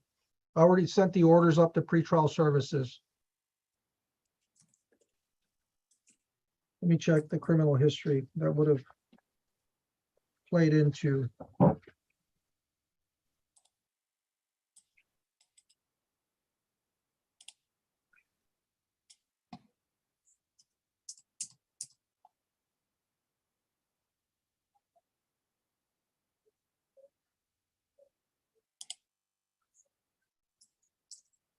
I'm pretty sure it was a PR. Like I said, I sent the orders up and I had already done the reporting, so I have no way of checking right now. So there was a good chance, if that's the only other case you have, Mr. Espinosa, you should be released tomorrow at the latest. Well, if you've served out the 50 days. Yeah, because you've been in jail for 107 days, according to. Yes. All right, you need to stay out of trouble. Thank you, sir. All right. Thank you. Anything else, Mr. Salinas? No, Your Honor. Thank you.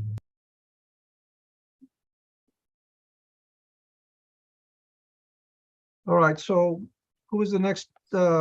Mr. Salinas, you've got the next case too. Hold on a second. Who do we have on the second floor again, so I can recall?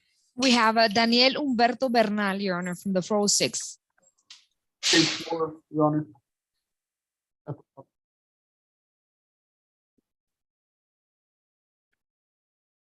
Oh, hell. Omar Salinas from Mr. Bernal.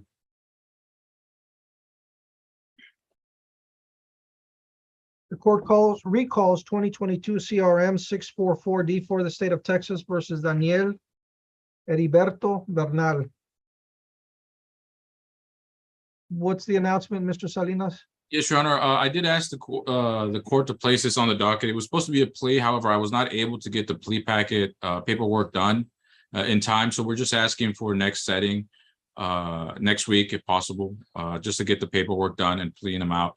He is serving out a sentence, so he's going to be in there for a little bit longer on another case. Well, we have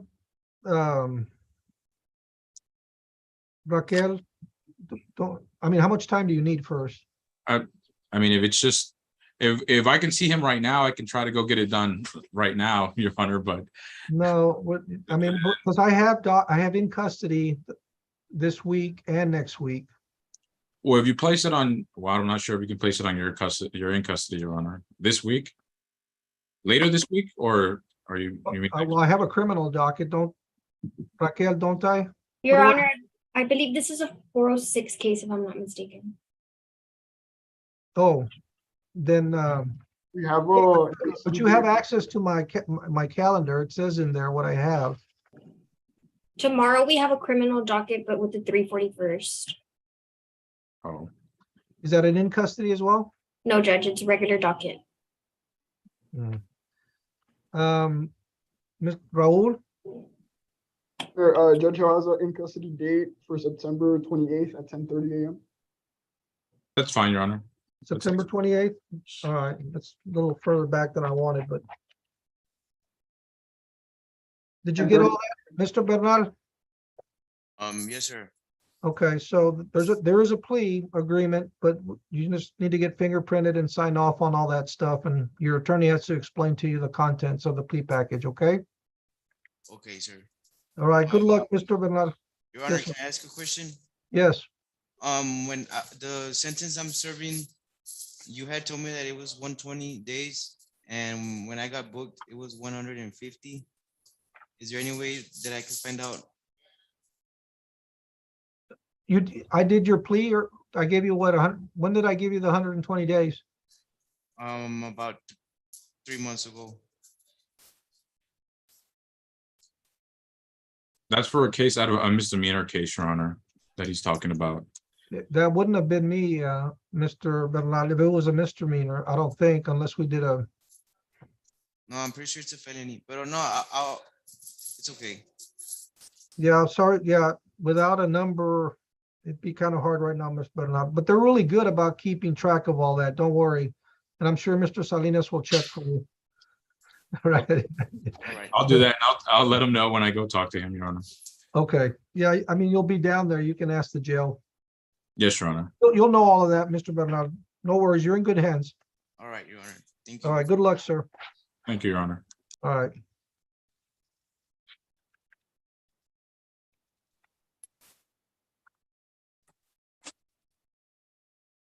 Your Honor, next for the 49th, we have Benito Martinez Jr.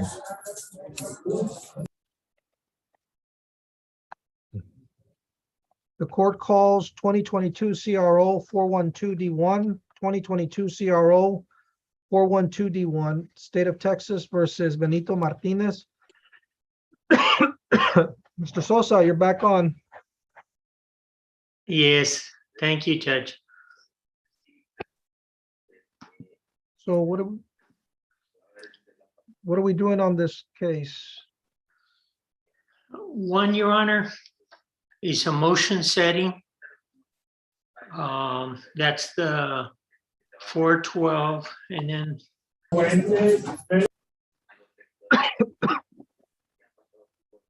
right, hold on a second. the other one is set for a bond lift. All right, hold on. Let's deal with the first one. So, I mean, are we Well, just push? Judge, if I may, it's the same case, Judge. It's the same It's case. just that they also filed a bond lift. Oh, okay. Are we gonna give him a setting for final pretrial? Yes. Is Joe Rodriguez on from the DAs? No, I'm here standing in for Mr. Rodriguez. Did he tell you anything about the bond lift? No, he did not, Arma, but I do see it in the settings. I'll go ahead and be requesting a bond lift for this case.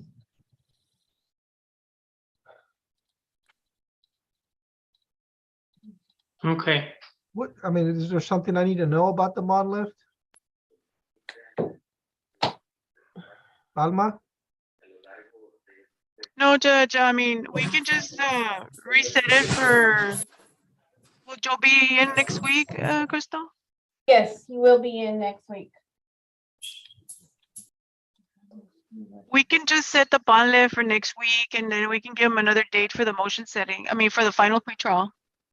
If anything, Your Honor, it might be because he has reoffended again while out on bond on this case. So I am requesting that bond lift due to the fact that he was arrested back in June 23rd, 2022 for aggravated assault of deadly weapon. And there are actually 3, 6, 7 counts of that charge. Okay. It's up to you, Judge. No, I'm not gonna entertain a bond request right now without having more details in front of me. So, but let's do what you all had suggested is we're gonna give you a final pretrial date. But we will set this for the bond lift next week. Well, Judge, why don't we just set both cases for October 20th with Judge Lopez? That works for me. Yes, October 20th for Judge Lopez at 9:30.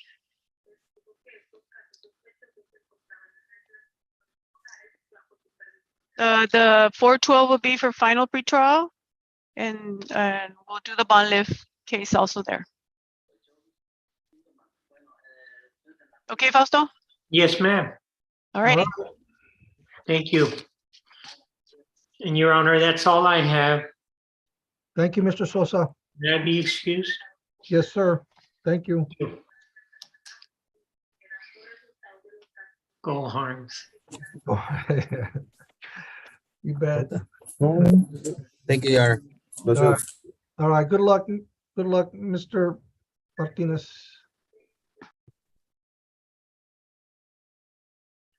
Who do we have next? Your Honor, we have a Tomas Herrera from the 341st. Page 3, Your Honor. That's gonna be my case, Your Honor, Richard Gonzalez. I'm here on behalf of Mr. Rudy Morales, attorney. All right, let me call the case. Court calls 2020 CRL 962D3, State of Texas versus Tomas Herrera. There's Your an- Honor, he's requesting an interpreter as well. Okay. Ready, Mr. Gonzalez, interpreter? Yes, Your Honor. Okay. Good afternoon, Mr. Herrera. Buenas tardes, señor Herrera. Buenas tardes, señor juez. Good afternoon, Judge. Mr. Herrera, attorney Richard Gonzalez is here standing in for your attorney, Rodolfo Morales. Do you have any problems with that? El abogado Richard González está aquí representando por medio de su abogado. ¿Tiene algún problema con eso? No, no hay ningún problema por eso, señor juez. No problem about that, Judge. Thank you. Mr. Gonzalez, what are we doing with this case?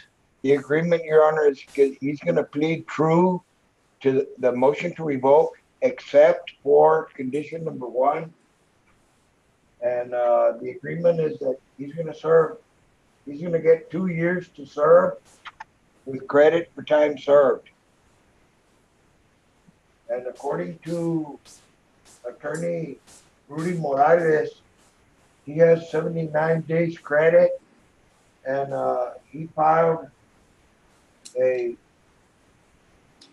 certified credit report from the jail.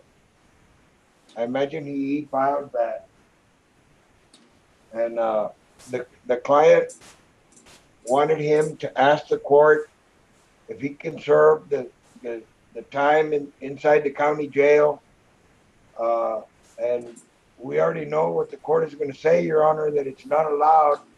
But nonetheless, he wanted the attorney to make the request. Yeah, because, yeah, I mean, if it was under a year,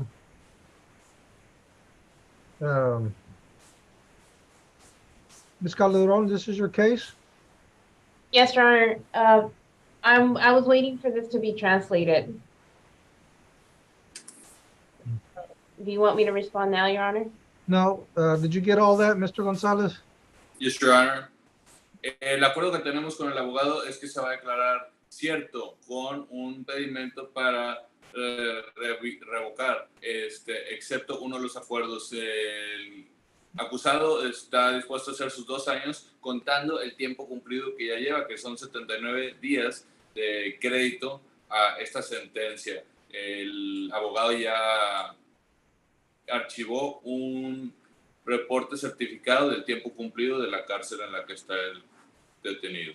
Ya sabemos que no lo permiten, pero sin embargo quería que hiciera la petición. Yes, Your Honor. Now for the state, Crystal Calderon, that is the agreement to do 2 years, and obviously the 2 years cannot be done here since it is a felony, the felony third. Yes, third degree. Sí, estamos de acuerdo, ese es el trato de 2 años, sin embargo es un delito grave, de tercer nivel, entonces no pueden las dos sentencias ser concurrentes. That's not what was translated, Mr. Gonzalez. We just stated that he cannot serve the time here in Webb County Jail. He will have to go to the TDCJ. No puede cumplir el tiempo en la cárcel del condado de Webb, se va a tener que ir a TDJ. The Texas Department of Correctional Facility. A TDC, al Servicio de Correcciones de Texas. Mr. Herrera, did you understand that? ¿Sí entendió esto, señor Herrera? Sí, entendí todo lo que me dijo. Lo entendí bien, señor juez. Sí, lo Okay. entendí bien. Everything has been understood, Judge.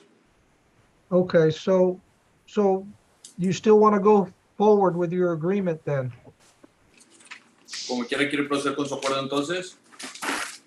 Pues la verdad quisiera saber sobre mi demás tiempo, porque en realidad todo ese tiempo no es suficiente. Yo creo que tengo más crédito. Si lo puede hablar con mi abogado sobre eso. I'd like to know more about my time, because according to me, it's more time that I've served. So if we can see that with my attorney. Well, let me tell you, one of the things that normally happens, I haven't done anything yet, is that I order that you be given credit for all your time served. And if I say that at the end, if I go along with the agreement, then that's going to be the order. No he hecho nada yo, pero déjeme decirle, si yo estoy de acuerdo, yo pido el crédito de todo el tiempo que lleva cumplido, y eso ya sería la orden. Entiendo perfectamente, señor juez. Quisiera hacer la petición que había dicho con el señor abogado sobre el 1244 aquí en el condado, el tiempo, sobre si en caso de que tenga más crédito. Perfectly understood. I'd just like for that agreement to go through, the one I did here at 1244, for the time that I've been doing, so it could be taken into account. Judge, maybe the court needs to reset it. I don't know if Mr. Herrera knows, but normally, and I've never seen an agreement where it's specified in advance as to how much credit he's going to get on the sentence. Normally that's done after the plea. But anyway, if the translator can tell him that, and then maybe we need to reset it, Judge. Lo que el detenido quiere es que se especifique por avanzado, pero normalmente se hace después de que se declare. Tal vez lo tenemos que reagendar, pues. Reagendar. ¿Me puede explicar esa palabra que no sé qué significa esa palabra? So reschedule may be explained to me. I don't know what that means. Reset, reschedule. Give you another, to come back in about 7 to 10 days, and then we'll have an exact number for you. Otra fecha para que se presente, para que lo presenten de 7 a 10 días para darle otro número que compartir con usted. Sería perfecto si podía extenderme más la corte, porque la verdad no quisiera saber más sobre mi tiempo, mi buen crédito. So, si puede extender mi corte estaría mejor para poder saber bien. It would be perfect so I could know more about my days if we have to extend it. I don't want this to become an issue later, so Your I know- Honor, sorry. I know it's not normally done that way, Ms. Calderon, but were you gonna say something? Yes, Your Honor, I'm looking at Odyssey and he does have like about 100, 220 and plus the 79, which would be like around 300 days. My offer today is for 2 years. If we reset this case, I will be pulling that offer. Sí, estoy viendo que tiene 220 días más 80 días, son como 300 días. La oferta del Estado el día de hoy son dos años, pero si no se acepta el día de hoy, la estaría retirando. Pues, ¿me permite? So, me parece la idea perfecta esa que está diciendo. Está bien, la voy a aceptar, ¿verdad? Si pueden considerar sobre la 1244 para poder es el tiempo de condado, porque estoy trabajando de trustee y estoy bien perfectamente, no quiero irme para otra parte que no conozco, quisiera estar aquí en este lugar. That seems good. That seems perfect. I would like for my time here at 1244 County to be taken into account because I've been doing my time here as a trustee and I would like to stay here. I don't want to go anywhere else. All right, so, and Mr. Herrera, there's a lot of things that a judge can do, but what you're asking is one of the things that I'm prohibited by law by doing.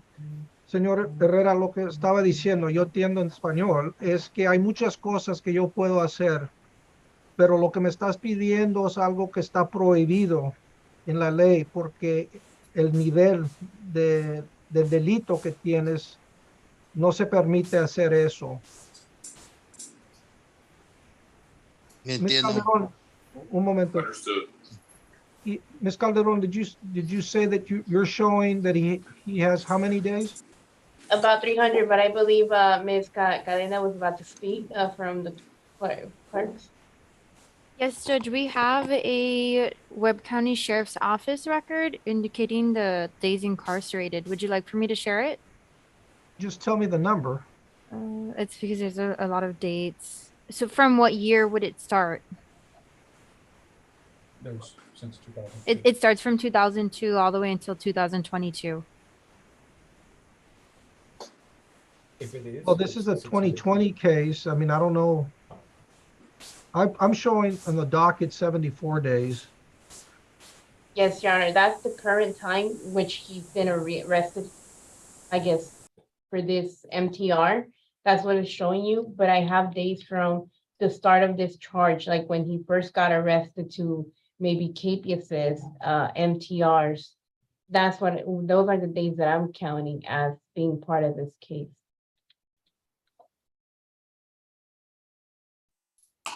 And those days are, I mean, are any of those precluded by anything else?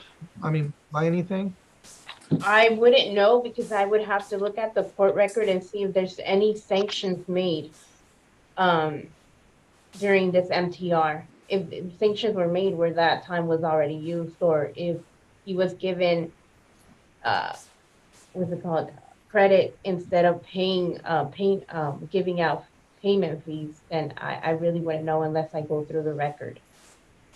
Ms. Calderon, I'm not gonna tell you how to handle your case, but it seems like this is an issue that could be easily resolved just by getting a firm number. I mean, Yes, but that's not something that the state does, Your Honor. I mean, I do relay an offer, and I think Mr. Morales attempted to do that, but they only gave him the credit that he served during this pending MTR. So he can go to the sheriff's office and ask for this time. He can also go to probation to ask if he's been if he went to inpatient services to get this number. So that's where I'm coming from. But hearing the defendant, I don't feel comfortable going forward with this plea today. So if we could just please reset it for Mr. Morales to go visit him again. and that's what, I guess, it seems like the defendant's already in agreement with, and I think that's going to be best to get Mr. Morales here so that we're all on the same page. Yes, Your Honor. Mr. Herrera, we're going to reset your case, and we'll let Mr. Morales figure out the numbers then. Judge, we have September 28th at 10:30.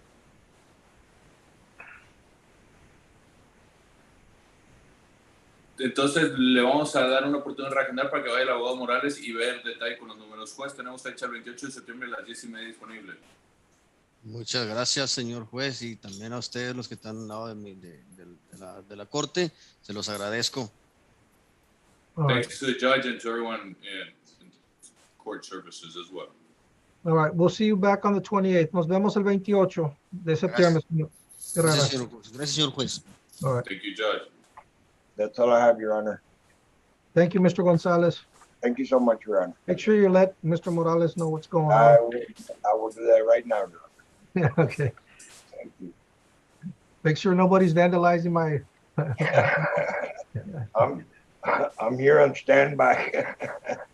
All right, neighbor, we'll see you later.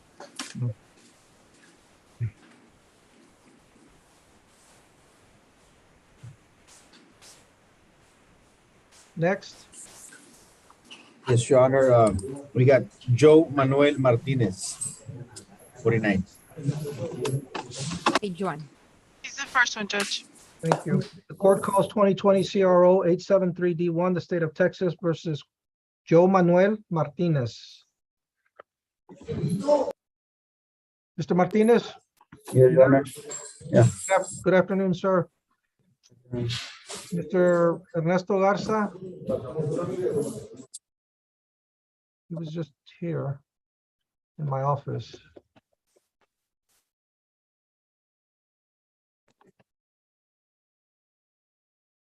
I'm trying to find him, Judge. Yeah, he just brought some bond orders for me to sign. He may be in the 406 upstairs.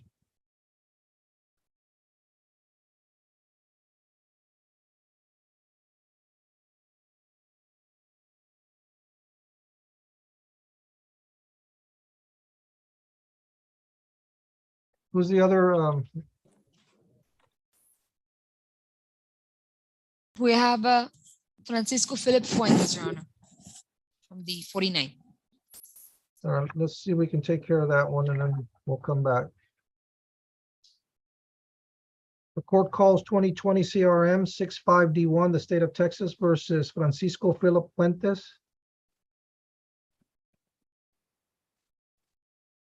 Good I believe afternoon, Mr. Fuentes. Good afternoon, Your Honor.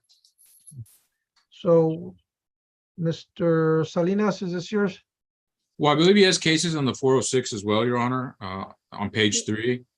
And the 49th case, I was trying to transfer these to the 49th, but I guess they beat me to it. And I think they transferred the 49th case to the 406, Your Honor.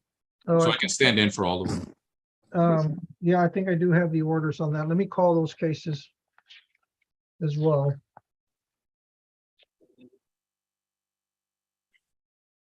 The court is also going to call 2019 CRG 663D4 and 2019 CRO 150D4, the state of Texas versus Francisco Felipe Fuentes.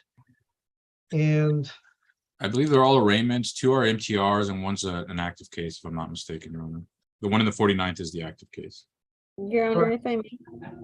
yes, Judge, just for the court's information, the public defender's office is being reappointed on the MTRs at the 406.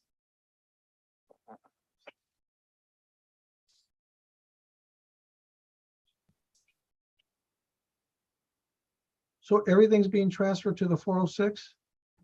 Just the 49th case, yes, Your Honor, to consolidate all the cases. He has 2 in the 406 and the 49th case was transferred over to the 406. But I have an order here transferring it to a 111, the 49th case. Oh, that's a different case.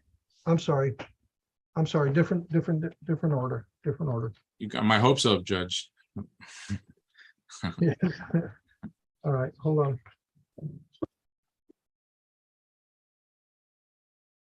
All right, so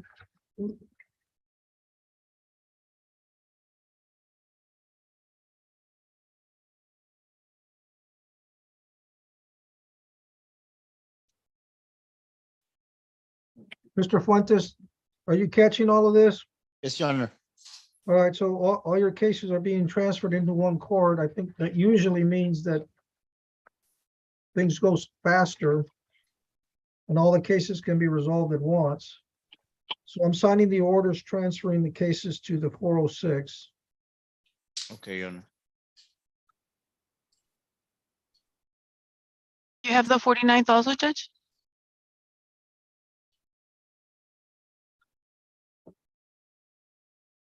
Yeah, the 49th order, yes.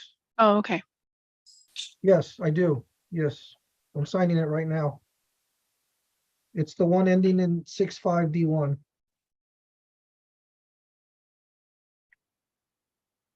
Oh.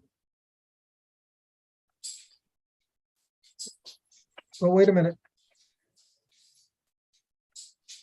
I think there's a misprint. Oh, no, that's right. I'm signing for Judge Hale. I got it. So I signed the order for Judge Lopez transferring it to 406 and then signed for Judge Hale accepting. So the 49th case is being transferred into the 406. So let's do this now, Mr. Salinas. On the two cases that were already in the 406, we're here on a motion to revoke arraignment. So, Mr. Fuentes, the state has filed a petition saying you violated certain conditions of your probation. So I'm going to ask your attorney if he has an announcement regarding those allegations. Mr. Salinas? Yes, Your Honor. At this time, Mr. Fuentes pleads not true to those conditions alleged. We waive the reading of the state's motion and we request a final hearing date. So, Mr. Martinez? Would that be an in custody date, Your Honor, or a regular date? And if I could, Your Honor, just give a recommendation, since the case coming in from the 49th, I believe, is a new case, not on MTR. If I'm not mistaken, we're going to get an informal date for that. If we could just have all these cases set for that informal, so we can keep them all together. Which is Can we? But the informal is just for the attorneys. Yes, Your Honor. We're going to try to work all these cases together. So if they're all set for that day on the 406. Yeah, but the informal is like 2:30, right, Mr. Martinez? Yes. We have informals for November 2nd at 2.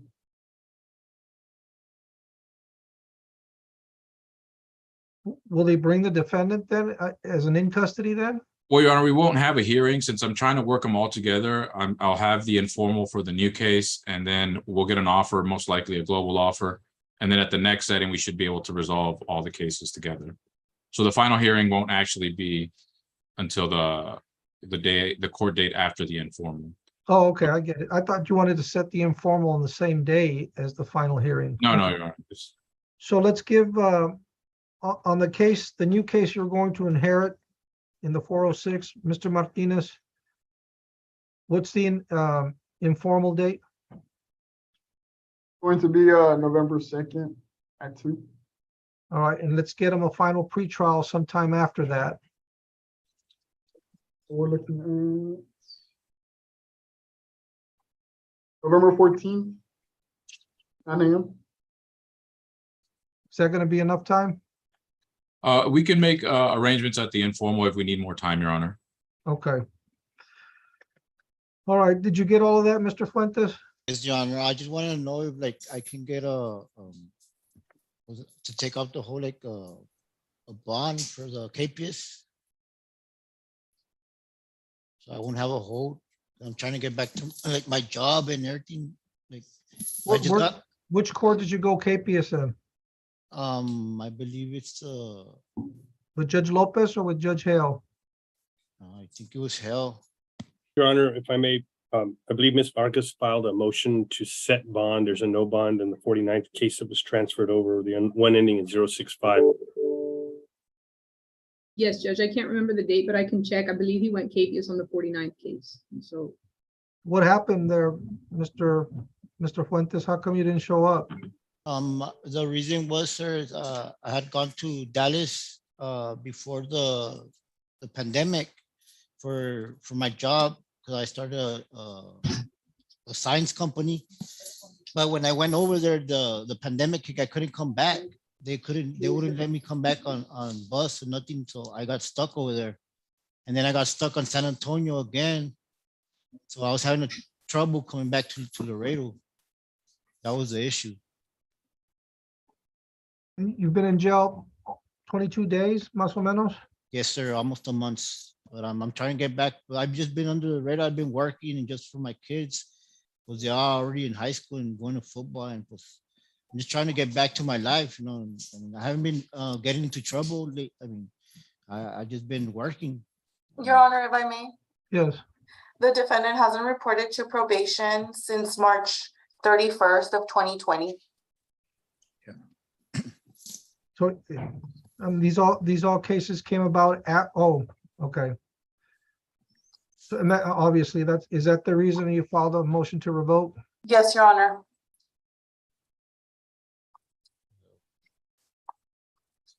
You've been messing up on some other stuff too, Mr. Fuentes. How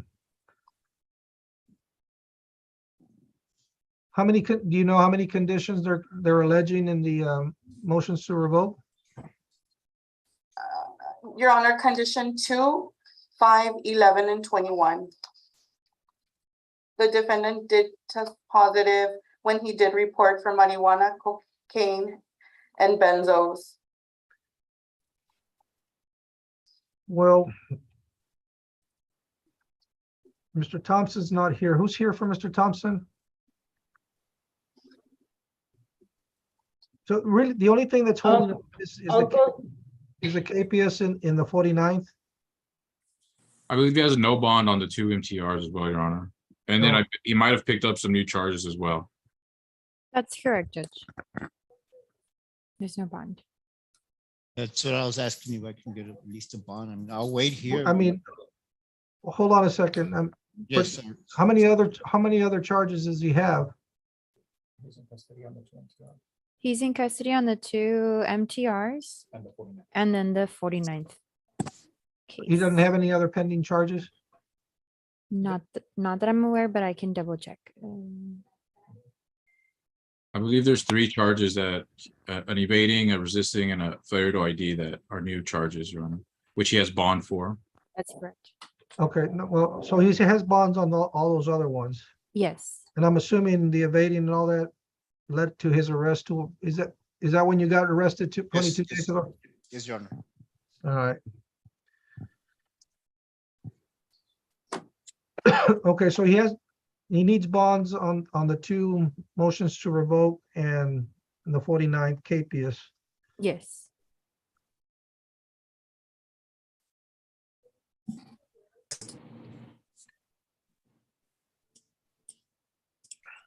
On the case ending in, which has been transferred to the 406, ending in 65D1, I'm going to retract the capias on that one. I believe it was already executed, Your Honor. Oh, then I'll set, that's right, they would have served them. I'll set I'm going to set a 6,000 PR bond on that case.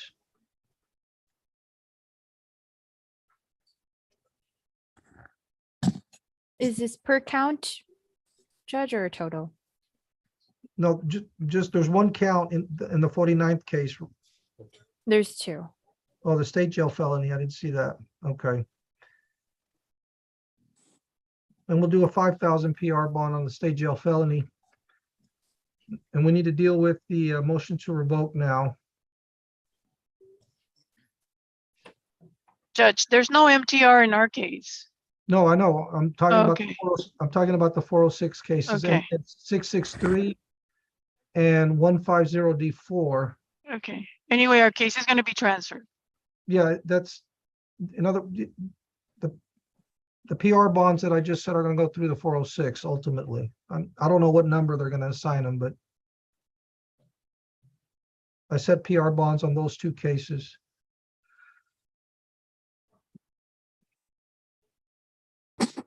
Sorry, so were you requesting an in custody date or a regular date? Well, he's looking at the two motions to revoke are two counts of or two third-degree felony charges, or the underlying ones.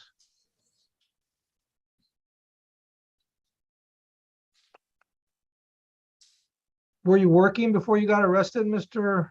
Fuentes? Yes, Your Honor. I have been. How often was he supposed to report to probation? On a monthly basis, Your Honor.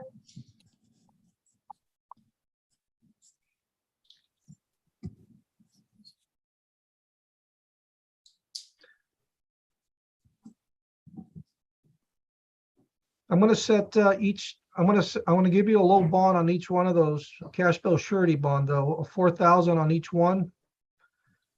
You should be able to bond out on that, but I'm gonna include the condition in there that you continue to report on a monthly basis to probation until we get this case resolved. So we're gonna give you that's gonna be about $800. Is your family gonna be able to afford that? Yes, sir. Okay. We're gonna give you a date that's not in custody, so, because you'll probably be out. Thank you, Your Honor. All right, so,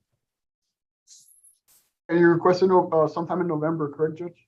yeah, that's probably, that Yeah, should be no, November 14th at 9 a.m. November 14th at 9 a.m. That's a regular docket, so if you can't zoom in, you need to be there in person. Yes, Your Honor. Your Honor, may I have a telephone number for Mr. Fuentes? Yes, I have it right here, ma'am. I have two.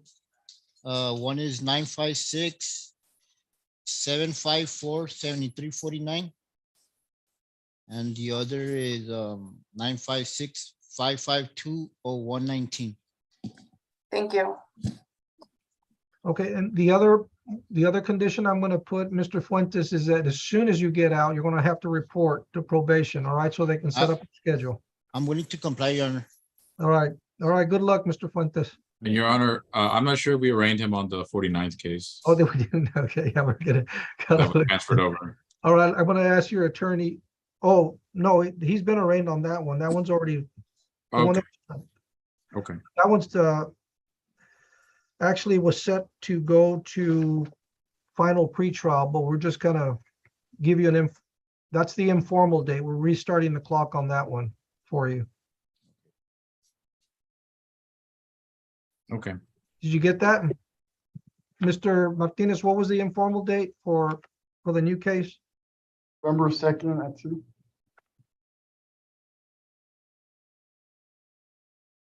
And we did arraign him on the motions to revoke, right? Yeah, we did. Yes, Your Honor. All right, anything else? Your Honor, I'm sorry to interrupt this, but since the 49th case, Judge Lopez doesn't usually have the arraignments early on, he's set for evidence exchange. So it's likely that he was never arraigned there, just so Mr. Salinas knows that if he is going to get arraigned at some point, either today or later in the 406. Well, don't they do that at the consultation, Alma? No. No. Alma, you there? Yes, I'm right here, Judge. What was your question? They're saying he hasn't been arraigned in the case that I just transferred from the 49th to the 406, but this was set for evidence exchange or motion, was it motion settings? Well, he was set for evidence exchange because he never showed up to the evidence exchange. Or for the consultation, so he was not arraigned. All No, right, he had his consultation first, and then he showed up, and then he was given an evidence exchange date, which he did not show up. I know, but the But question. he was not arraigned. No. Okay, that was the question. Okay. Yes. No. All right, so Mr. Salinas, in reference to the charge which been transferred over, formerly ending in 6-5D1, third-degree possession of a controlled substance, third-degree felony, and possession of marijuana, state jail felony. Is there an announcement for your client on those charges? Yes, Your Honor. At this time, my client pleads not guilty. We waive the reading of the indictment, and I believe we have our next court date already, Your Honor. Yes, all right. All right, good luck, Mr. Fuentes. Your Honor. All right, stay out of trouble. And Your Honor, that's all for me. May I be excused? Yes, sir. Thank you, Mr. Salinas. Thank you, Your Honor. Who do we have next? Your Honor, are we ready for Martinez, Joe Manuel from the 49th? Is his attorney present? Who is this attorney? Ernesto Garcia. Oh, did we get a hold of Ernesto Garza, Miss Your Honor, if I may? Alma? Yes. Yes, the state filed a motion to transfer this case to the 111, actually, and I believe it's just a status to make sure that was done. And I do see in the case summary that Rodriguez did file that motion to transfer. Yes. Judge, he's got pending charges at the 111, murder charges. And I'm signing the order to transfer as we speak.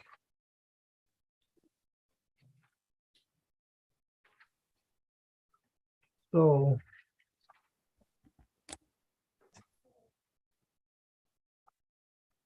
All right, so the motion to transfer to the 111th has been granted. Oh, well, they didn't even. What happened to Mr.? It was just a status? Mr. Martinez, can you hear me? Yes. Okay, we're not gonna do anything on your case today, but all your cases are being transferred to the 111th. I just signed the order transferring the case that was here. So they're gonna give you, they'll give you a date in front of Judge Knotson later. And all your charges will be combined and they'll make the announcements then, okay? So they're putting all my cases together? Yes, they're putting all your cases together and your attorney's not here anyway, so I can't do anything other than transfer the case, which I've done, okay? All right, good luck.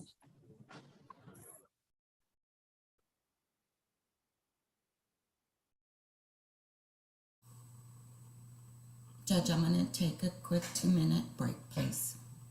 All right, we're off the record for 2 minutes.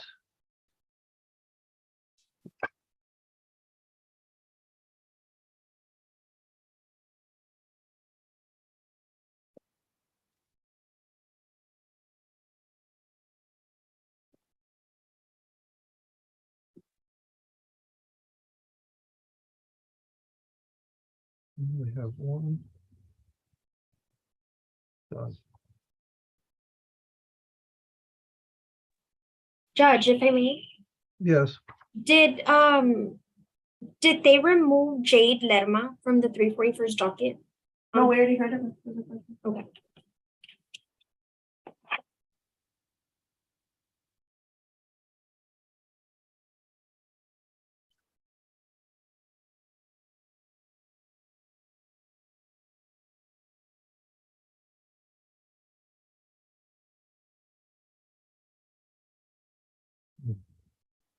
Guess we had more than I thought.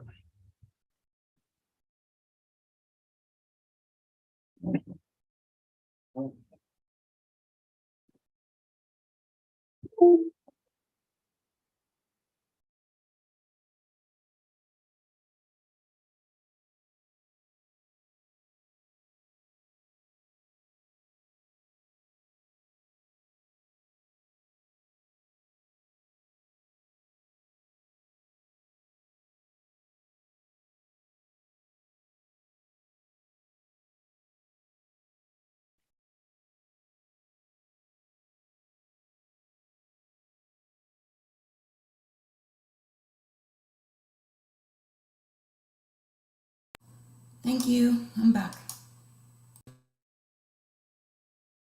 Okay, who do we have next? Yes, Your Honor, we have Jesus Garcia. He's requesting a translator from the 49th.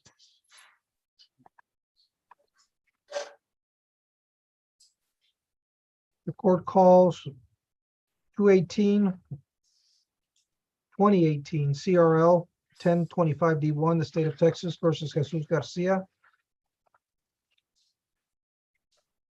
Mr. Garcia, buenas tardes. Buenas tardes.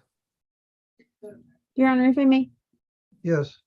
I apologize, Judge. Just for the court's information, Mr. Garcia does qualify for a court-appointed attorney. The public defender's office is being appointed to this case. No, didn't I cut Mr. Salinas loose? Your Honor, this is a 49th case. Oh, that's you, Fred. Okay. Yes, Good afternoon, Mr. Trevino. good afternoon. So, besides that, are we doing anything else? Well, Your Honor, this is a capious hearing, so I don't know. I don't believe that it just should be his first consultation. I don't know if he showed up for anything else before. He was capious, it looks like, back on the September 4th of 2018. He also has a case out of, it looks like the 111th. He has a no bond there on a 2014 case.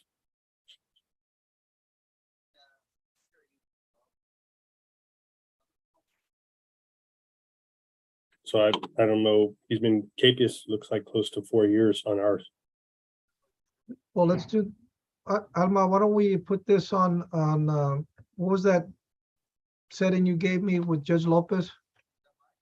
And that'll give Mr. Trevino an opportunity to get up to speed and see what he wants to do with this case, at any rate. And I believe he needs that translated.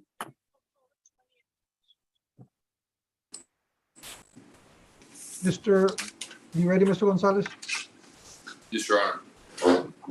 Mr. Gonzalez, you're here on your first appearance, and you did not have an attorney, is that correct? Señor González está aquí en su primer comparecencia y no tiene abogados, ¿correcto? You have to respond in a high voice so it can be translated. Tiene que responder en voz alta para que se le traduzca. Está bien. Okay, fine. The jail might need to make sure that the appropriate audio is set. If it's a connection, they need to put the correct connection to the microphone. No, I think he's soft spoken, and the mic, it's close to his mouth now.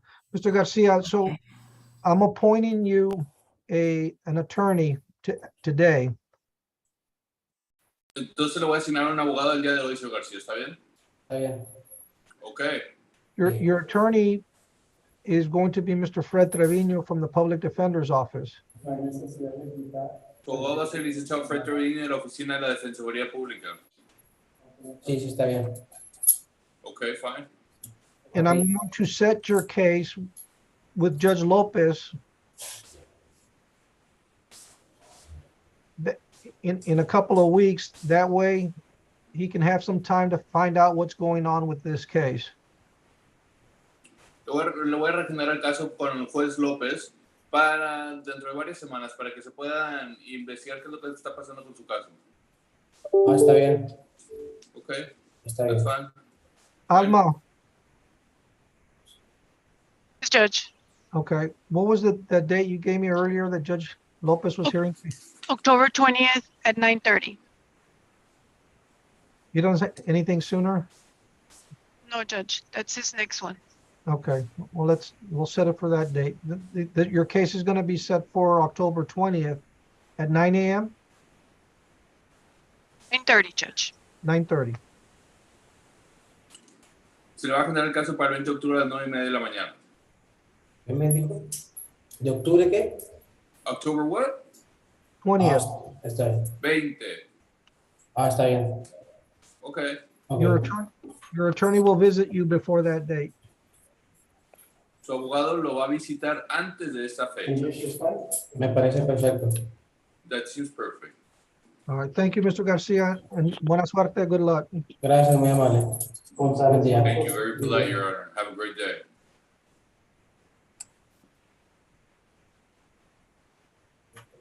Your Honor, up next from the 49th, Gonzalez Marcos Viviano. Court calls 2022 CRD 860D1, the state of Texas versus Marcos Viviano Gonzalez. Yes, Your Honor. Mr. Trevino? Yes, Your Honor. This is a consultation hearing for Mr. Gonzalez.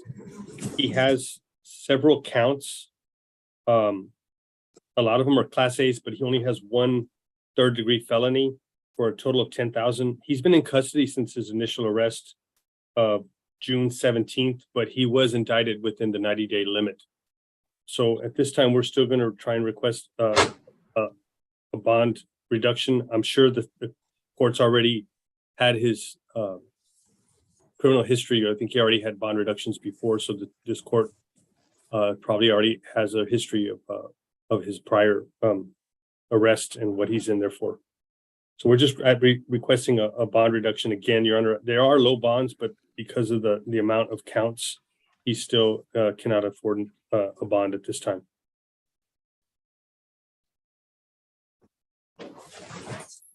Was there a protective order issued on this? You know, Mr. Trevino?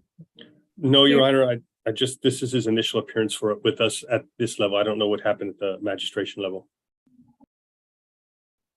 If I may, Your Honor, battery with pretrial, there was an EPO issue, Judge. Okay.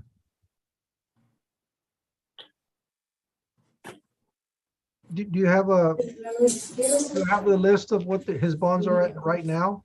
Yes, Your Honor. Would you like that from Ms. Villarreal? Whoever. It's $5,000 for count one, cash bill surety, and then 1,000 cash bill surety for counts 2 through 6.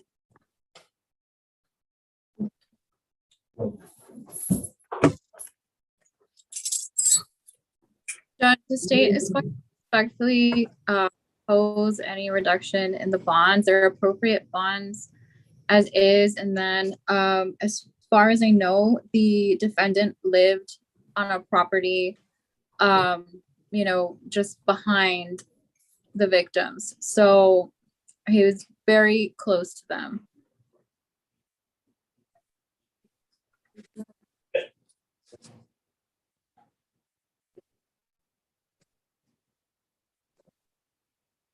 Did Mr. Gonzalez request an interpreter? Do you understand English, Mr. Gonzalez? Yes, I do. And the charges that I'm charged with, I see them unfair. I'm waiting to give a statement, which I would like to have a public defender represented to me. Yes, Your Honor. Yes, Your Honor. I don't want him to make any statements about the facts of the case at this time, Your Honor.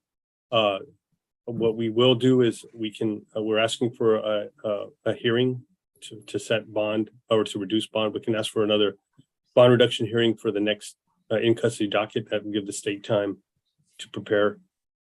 Okay, and I'm inclined to do that since, I mean, it looks like we've already given you a significant reduction, Mr. Gonzalez. Did you work before you got arrested, or? Yes, I was working at Taco Palenque. I was helping my sister, which I would help her with bills right now. I mean, it's my dad's property where she's living at, and I'm entitled to some. But I mean, besides the point, I was responsible. I came along. Your Honor, again, I don't want him to talk about that. Yeah. He's starting to get into the victim or whoever there is at that property. Yeah, Mr. Gonzalez, just, I'm sure when you were arrested, this is being recorded, so you maybe want to be a little bit careful about what you say. And your attorney is telling you the same thing, because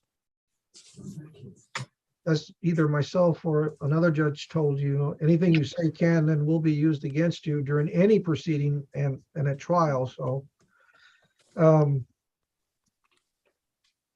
what we will do, though, we're looking maybe in about a week or two, Mr. Trevino? A week, Your Honor. We just need to have time to file the motion to reduce bond since we just got the case today. Or I did, at least I got the case right now. Raquel, what was the in custody that I had next week for the? No, that's our case, Judge. We have September 28th with Judge Hale, and then we don't have until October 13th. Well, let's do the 28th and we'll let Judge Hill make Okay, a decision. on September 28 at 10:30. So Mr. Gonzalez, we're gonna have a hearing on the 28th just to see whether or not we can do another reduction on your bond, okay? That'll give you have an attorney now. He'll make the arguments for you to Judge Hale. I mean, if you were working, you weren't able to scrape together $1,000. I mean, that's about what they charge. Not quite, for the fact that, I mean, I was paying bills and I had recently gotten like KPS, and the public defenders took it away because my internet was browsing, and that's why I had to leave my job, because I didn't want to put my manager in jeopardy. And like, I mean, I've barely been responsible paying bills and everything, but I mean, I've been living by myself, so I'm independent. Okay, Mr. Gonzalez, well, you'll get a chance to talk to Judge Hale and see if he's willing to do another reduction. Because either, like I said, the reduction you already got, I gave you or Judge Martinez gave you. And this is really low for, even though you have 6 counts. So that's not to say they may not give you another one, but I'm just telling you that you've already gotten significant. And as a reminder, if you do get out, the protective order is still in effect. So again, either myself or Judge Martinez would have warned you that you need to stay away from the protected person for a distance, the residence for a distance of 200 yards, and that includes a place of employment, and no contact with the victim. All right, good luck. I'm sorry. I was gonna say, if I don't know if maybe you could postpone or move the court to after 90 days, or if anything, like if I could probably hit a PR bond after 90 days because of the felony. But no, he doesn't understand, Your Honor, and I'll explain to him that no longer exists. Yeah. Okay, of course. Yeah, because you got indicted. You got indicted, so it's only when you weren't indicted, Mr. Gonzalez, but you don't want a delay. Trust me, you don't want a delay. You want a decision on your case. All right. We'll see you back. We'll see you back in 8 days or 7 days. Of course, Your Honor. All right, good luck, Mr. Gonzalez. All right.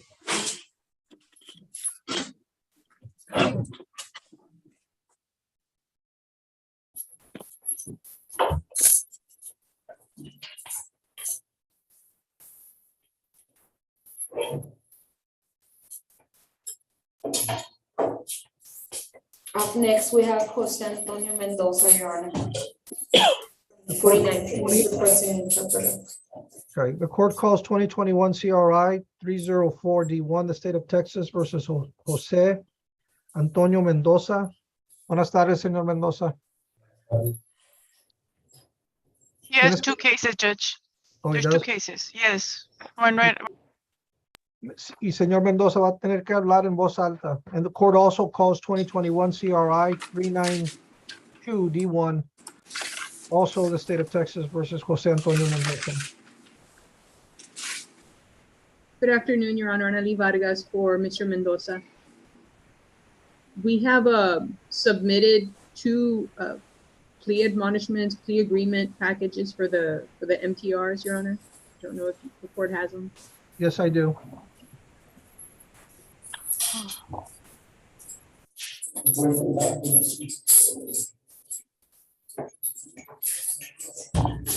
Señor Mendoza, Mr. Gonzalez, can you translate? Yes, Your Honor. Mr. Mendoza, I'm being informed by your attorney that you have an agreement with the district attorney's office regarding your motion to revoke probation. Señor Mendoza, me está informando su abogado que tiene un acuerdo con el fiscal sobre su moción de revocar la libertad probatoria. Así es. Yes.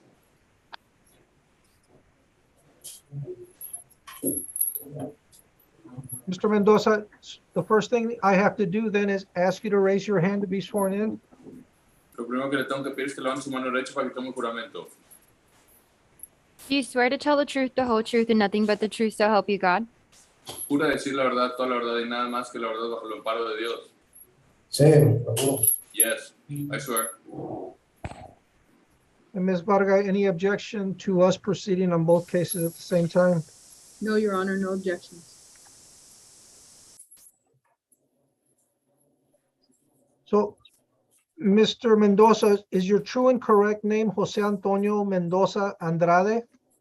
Yes. Nombre correcto y verdadero es José Antonio Mendoza Andrade. Yes.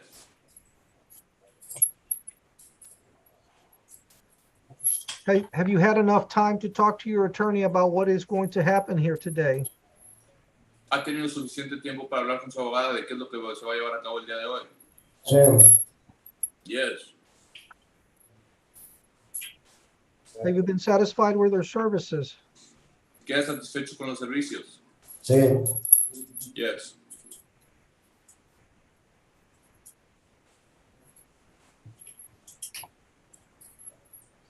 So, Mr. Mendoza, the state of Texas had alleged in a petition that you violated the following conditions: 9, 10, 15, 19, and 20. Señor Mendoza, el Estado de Texas alega en la siguiente petición que violó las condiciones 9, 10, 15, 19 y 20. Cierto. That's true. And this is on both cases, the one ending in 392D1 and 304D1. Esto es en los dos casos, en 392D1 y 304D1. Cierto. True.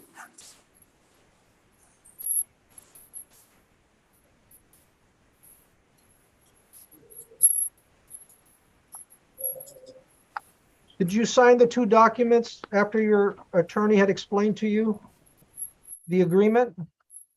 Sí, firmó los documentos después de que le explicó a su abogada sobre el acuerdo. Sí. Yes.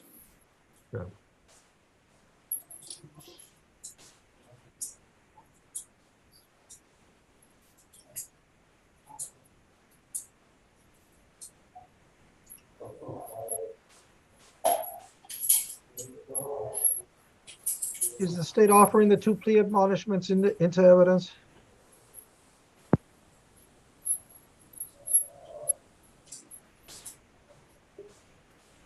El Estado acepta las dos amonestaciones del acuerdo como parte de la evidencia. Yes, Your Honor. Okay. No objections, Ms. Sí, Vargas? señor. No objections, Your Honor. Ninguna Okay. objeción, licenciado Vargas, no. So, Mr. Mendoza, the court is going to accept your plea of true on the indicated conditions violated. Señor Mendoza, el juzgado va a aceptar su acuerdo de verdad, su declaración de verdad a las condiciones indicadas que se violaron. And specifically conditions 9, 10, 15, 19, and 20 on both cases. Específicamente las condiciones 9, 10, 15, 19, 20 en ambos casos. And the court is also going to approve the recommended punishment or the agreement about punishment. Y el juzgado va a aprobar el castigo recomendado, más que nada el acuerdo recomendado sobre el castigo. And the punishment is going to be 9 months to serve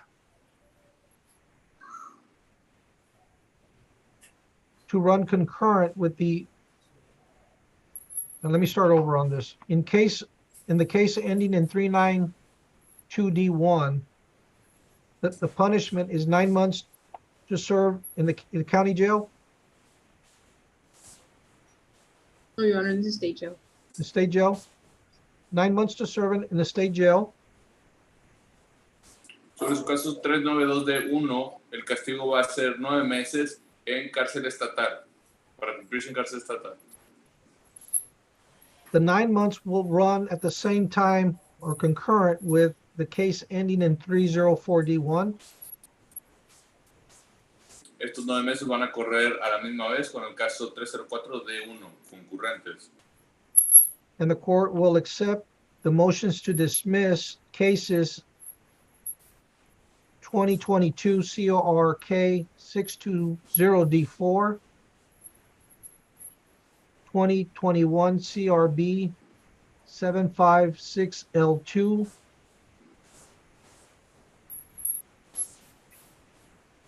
go ahead and translate that part.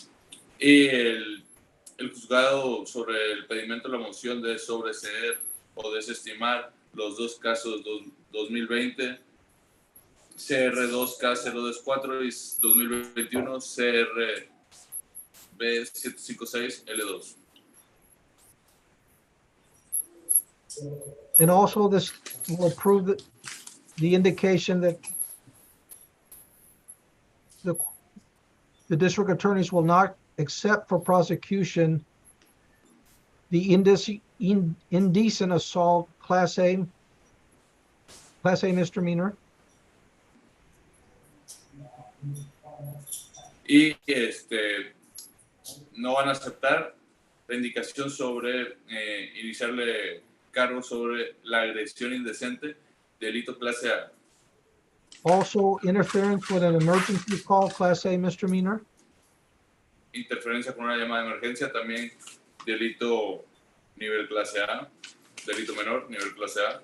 And criminal mischief, class B misdemeanor. Y delito de travesura penal, clase B, delito menor. With an offense date of 7/25/22. Delito, fecha que ocurrió el delito 7/25/22. And on the case ending in 304D1, the punishment is 9 months to serve to run concurrent with the case ending in 392D4, D1, sorry.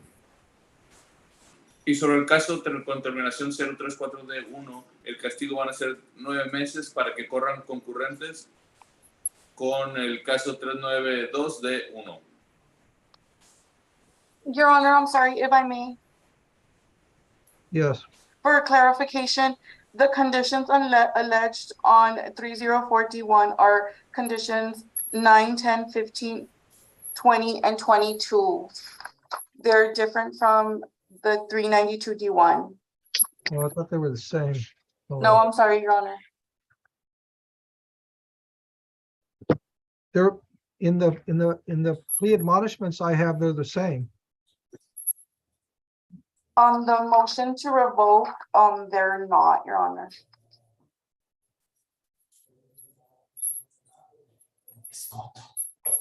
Who's Ms. Vargas? I have 19 and 20 on both. Let's go ahead and proceed on those. He doesn't need to plead true to everything. So if 19 and 20 are on both, then we can just proceed on those alone. Is that? The language on the allegations are the same as far as what I see on the MTR. So I've gone over those with them, but if it makes it easier and the state is agreeing that you not be true to the ones that are different with the cause number ending in 304, we can go forward, Your Honor. Okay, I need to correct conditions for the judgment. Conditions 9, 10, and 15 on 304. Okay. 9, 10, 15, that's all? Yes. Okay. And for 392? 9, 10, 15, 19, and 20. Okay, got it.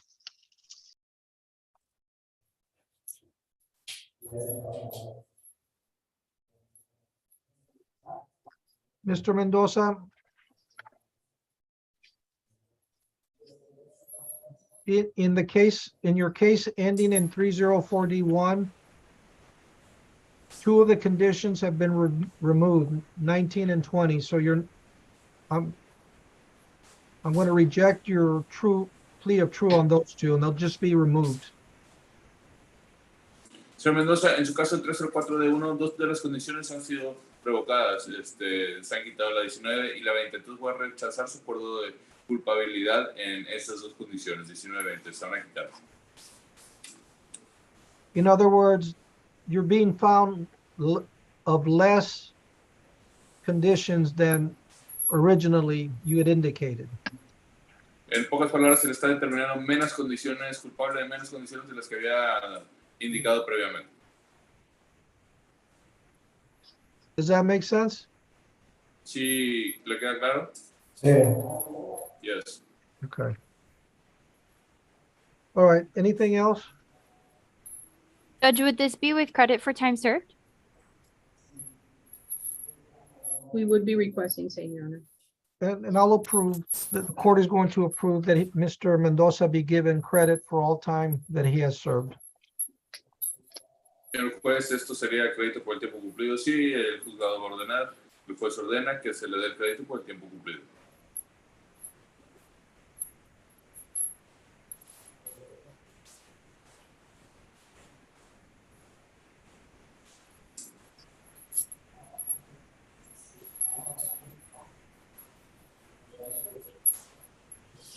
All right, anything further?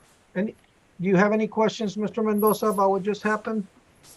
Señor Mendoza, ¿tiene alguna pregunta a lo que acaba de suceder? No. No. Well, good luck y buena suerte.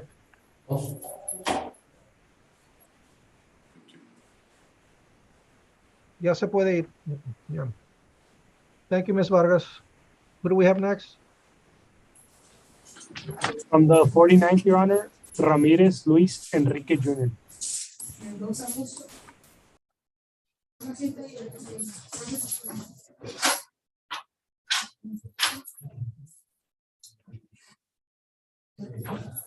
Say it again. Ramirez Luis Enrique from the 49th. I believe that's to add on the 406. Yeah, because he's not on the. We have him on the 49th. I'm sorry. That's all right. Your Honor, for this case, I believe it's on the civil in custody document on page 2. I got it. I got it. Thank you. Court calls 2022 CRC 1023D4, the state of Texas versus Luis Enrique Ramirez. Your Honor, if I may. Yes. This case is also set for an arraignment hearing today as well. So I want to let you know. For this same cause number? Yes, sir. Mr. Ramirez, you understand English? Yes. So, Your Honor, I can explain. yeah. Okay. So at the last week, we had a motion, or we had filed a writ of habeas on behalf of Mr. Luis Enrique Ramirez, and he had been indicted the day before on a Wednesday. And so they set him up for, we asked for another writ of habeas. We request another writ of habeas on this case. Now that he's been indicted, you also reset the old writ of habeas to this date. And then because I'm suspecting, because we set the writs of habeas on this date, that they went ahead and set him up for an arraignment today as well. I don't believe he had an arraignment date at that time. So that's, it all coincided right now. Is this the same case or different, same scenario where they indicted him, but you're saying that the 90 days had already passed? Yes, Your Honor, they indicted him, and if I have it, I believe 100 days had passed, or not, it was either 99 or 100 days had passed at the time of indictment. So 17-151 is very clear. If whether or not he's been indicted or not, it's not moot. Whether or not they were ready within the 90 days, even if he's been indicted, if the 90 day he had been indicted after the 90 days, the 17-151 applies.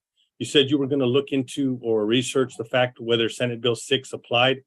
I researched it as well. Senate Bill 6 is now, I think it's 1705 in the Code of Criminal Procedure. They've already put it in the criminal code. And I believe in that specific code, it says it doesn't apply to 17-151, 1521, and 17-003. Well, and actually, in thinking through this, I kind of found a different avenue to the rationale. And this court fell into the 406, and I'm sitting here for the 406 as well. Yes, Your Honor. But the amount of bond then becomes, I mean, that's subject to the court's discretion at any time. So although I agree with what you were saying initially, this is not the same case though, is it? Yes, Your Honor. Now it's been indicted. We filed another writ of habeas in this court. So now the 406 has the writ of habeas. This court has jurisdiction to hear that writ. And so we're requesting it again on the same basis that. Well, yeah, and I mean, but do you understand what I'm saying is that the status of the bond is subject to the court's discretion throughout the entire case? Yes, Your Honor, but 17151 applies to this one. Yeah, in other words, I mean, I could grant the 17151, but then set a new bond. Well, Your Honor, we filed a writ of habeas, the second writ of habeas. So there's two writs of habeas on the docket right now.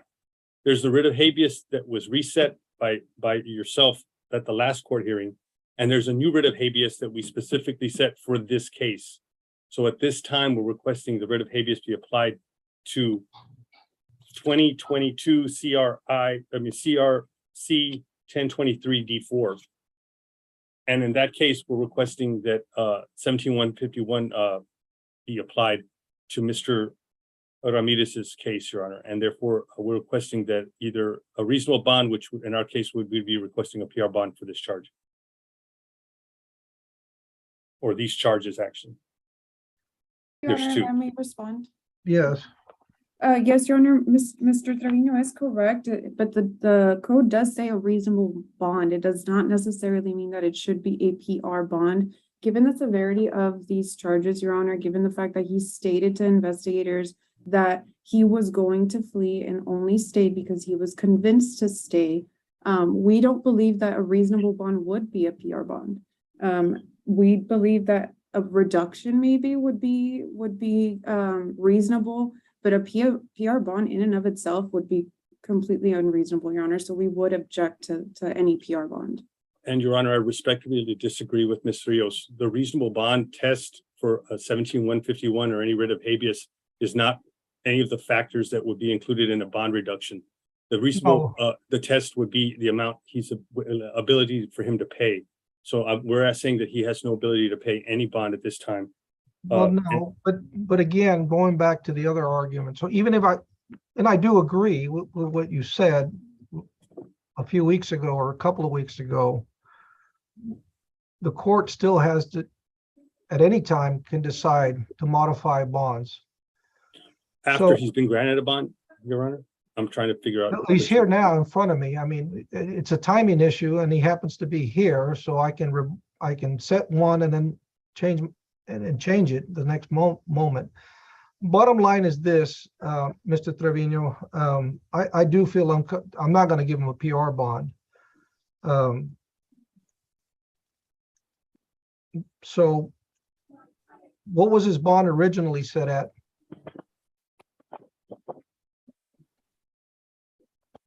Judge, if I may, for count one, I have $500,000 cash bail surety, and for count two, $8,000 cash bail surety. Say again? For count one, manslaughter, I have $500,000 cash bail surety. And for count two, I have $8,000 cash bail surety. I thought you said $500, and I was like 500,000, I'm sorry. Okay. Didn't come through because I was just like, No.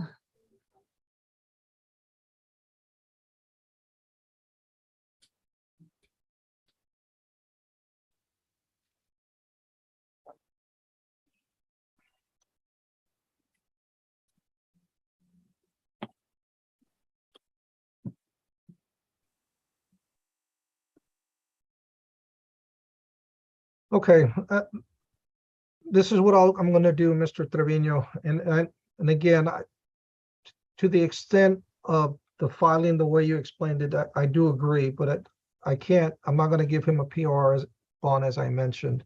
I do think that the $500,000 bond is excessive. What I will do is I'll reduce the bond in the second degree felony to $90,000. and 4,000 on the third-degree felony. Your Honor, would we be able to get that through pretrial services? Neither one of them is a crime of violence. Manslaughter is not considered a crime of violence? Not if it's reckless, Your Honor. I don't believe they're intentionally, it's a reckless charge. Is it Not intentionally or knowing. Is it a vehicular? I believe so, Your Honor. No, Your Honor, it's actually not a vehicular. It actually involves a firearm. And that he was actually out on bond for a previous offense also involving a firearm when he committed this subsequent alleged offense. And you're at this time, I don't have a police report. Most of the manslaughter charges I've seen have been vehicular. No, Your Honor, this one did involve a firearm. And Your Honor, if I understand the court's reasoning, and we're going to obviously look into the matter again, but at this time, I would like to put on the record any evidence of my abilities, of my client's ability to pay, so that in the future we could maybe perhaps appeal this case, or at least appeal the bond, Your Honor. Sure. Mr. Ramirez, are you employed? Mr. Ramirez. Does he understand English? I'm No, not sir, sure. I'm not. And Mr. Ramirez, do you have a checking account? No, Do you have do you own any real estate? I had a checking account with $1 in it. I don't know. that $1 in it? I'm sorry. Yeah. I don't. Do you own any real estate? Excuse me. Judge, has he been? Do you own a vehicle outright? Hold on, Fred, Mr. Trevino. What was the question? I'm sorry, Judge, has he been placed under oath? This is just for bond setting purposes. He doesn't need to be under oath. Okay, I'm so sorry. My bad. Mr. Ramirez, do you have any ability to pay any bond? No, sir. Pass the witness, Your Honor.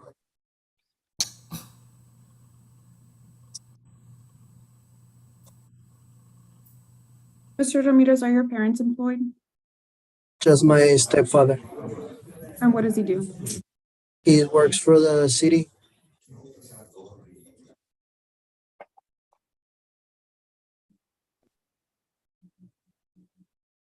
No other questions, Your Honor.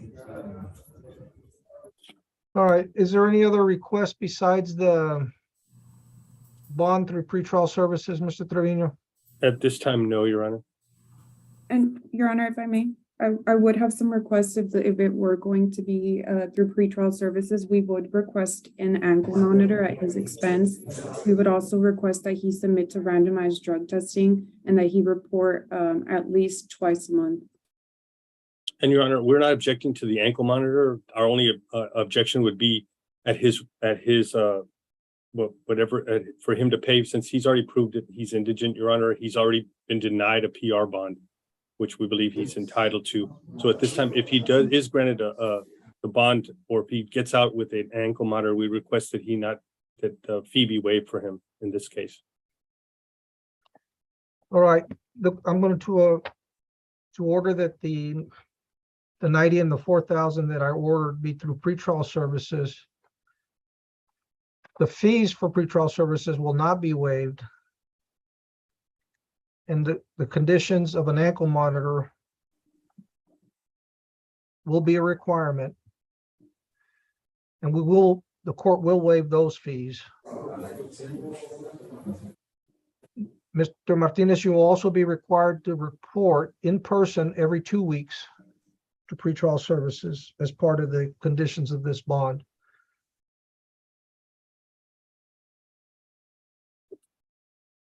Your Honor, if we could get a phone number for Mr. Hold on, Ramirez. let me just finish, so for clarity, also, you will be subjected to random drug tests as well. Your Honor, if I may, will those be at the expense of the defendant? Those run around $40. They are $20 per UA, Judge. Those fees will not be waived either.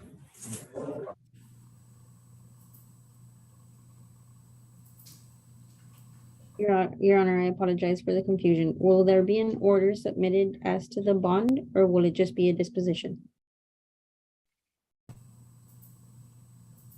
Well, I think the disposition was pretty clear. You want an order, if you want, Mr. Trevino, so you can have something to appeal. So, If she wants us to do an order, Your Honor, we'd have to submit the order to you and then wait. No, until it gets we'll go signed. with the disposition. Thank you, Judge. If I could please just ask that it clearly states that the fees for the monitor be waived. Yes, the court is ordering that the fees and the expense of the ankle monitor be waived. Thank you, Judge. And lastly, if I could just have a phone number for Mr. Ramirez's family to contact them about the bond. Mr. Martinez? Ramirez. Ramirez, I'm sorry. It's gonna be 956-220-4995.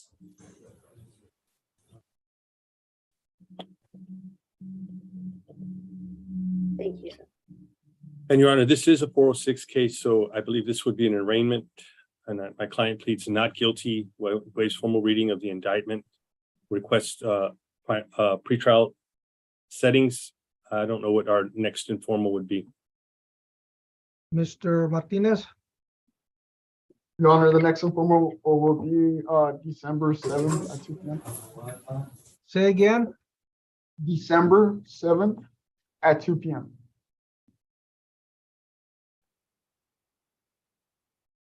All right, anything further, Mr. Trevino?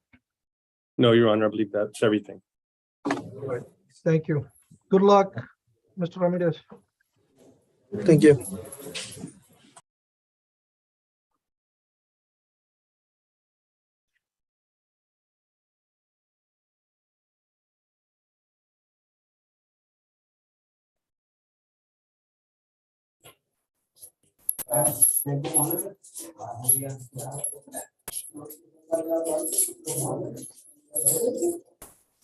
Next, we have Musto Rutilio Mendoza, Your Honor, is requesting an interpreter from the 341st. Court calls 2019 CRF 1348 D3, the state of Texas versus Rutilio Mendoza Musto. Sí, señor. Good afternoon, Yes, Your Honor. sir. Sergio Lozano on behalf of Mr. Mendoza. Buenas tardes, señor. Good afternoon, Mr. Lozano. Good afternoon, Your Honor.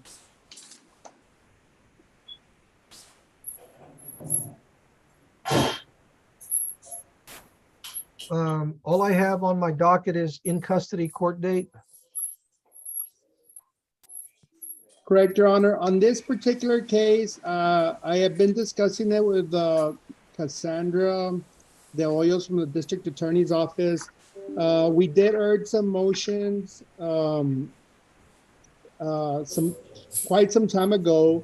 We're waiting on some of the responses, but for the most part, I think we're just missing a couple of discovery items. We are discussing also an offer that the prosecution has made to me. But I have discussed that with my client. I don't know if we're in a position to counter or whether Mr. Mendoza is going to want to go ahead and try this case. But I think we will know in the next couple of weeks whether that's going to be something that he's going to want to do.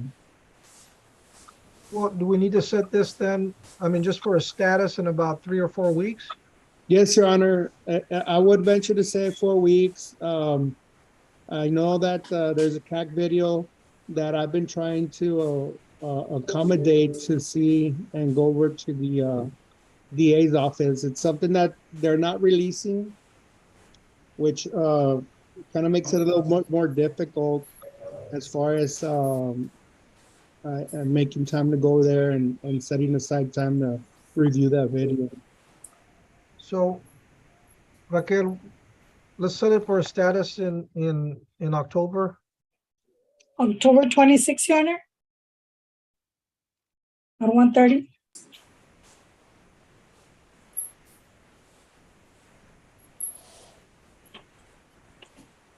Muy bien, sí, el abogado del acusado. He estado hablando con la licenciada Castehoyos, que representa a la fiscalía, y hemos estado viendo, solo falta ver varias mociones, pedimentos que se han presentado, archivado, quedan varios artículos de descubrimiento.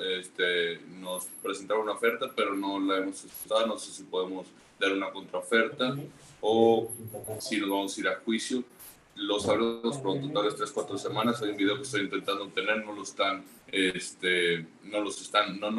dando, entonces nos está haciendo un poquito más difícil, entonces vamos a pedir otra fecha. ¿Qué fechas tenemos disponibles? Tenemos 26 de agosto, 1:30 p.m. So, Mr. Mendoza, your attorney still needs a few more weeks to review all the evidence in your case. In the event that an agreement cannot be reached, then he'll be asking the court to set this for trial. Señor Mendoza, su abogado necesita varias semanas para repasar toda la evidencia. En caso que no se llegue a un acuerdo, pediría otra fecha a su abogado para que se vaya a juicio. Okay.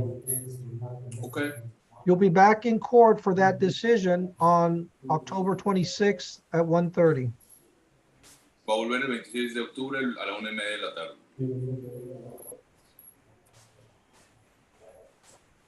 Good luck, Mr. Mendoza. Thank you, Mr. Lozano. Thank you, Your Honor. Excuse me. Your Honor, for some reason, I have a compliance hearing. I don't know if the court is taking these, but it is a 1/11 case. I might be mistaken, Your Honor. I have some compliance reports, but they're all from the 341st. Okay, I represent Jesus Efraín Colindres, Your Honor. In what court? 111th, Your Honor. Oh, no, Judge Knotson is not, we don't share the in custody with Judge Knotson. Okay, Your Honor. Having said that, may I be excused? Yes, thank you, Mr. Lozano. Thank you, Judge. Sir.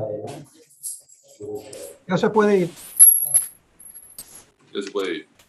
Oh, Mr. Lozano, ¿tienes una pregunta? Yes. Con el abogado, ¿cree que puedo hablar con él ahora en la tarde? You think I could speak with the attorney in the afternoon? We'll have somebody call him that you need to talk to him. He logged off the Zoom meeting. Ya se desconectó vía Zoom, pero ahorita le llama a alguien para hacerle saber que quiere hablar con usted. Que usted quiere hablar con él. Muchas gracias. Thanks a lot. Raquel, if you can ask Sonia if she can call Mr. Lozano's office. Yes, Your Honor. Thank you. Who do we have next? Garcia, Kevin. In what court? Oh, 341st, Your Honor. Each one, Judge. We already heard this case, Judge. Yeah, that's what I. There's a reset. All right.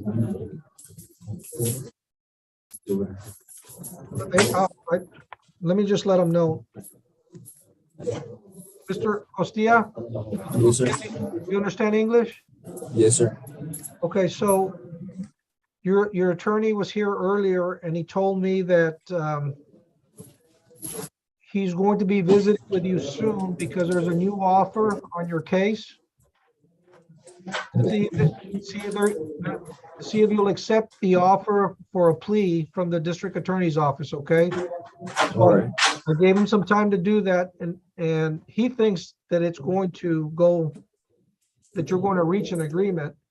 So we set it for a plea on October 20th at 9:30.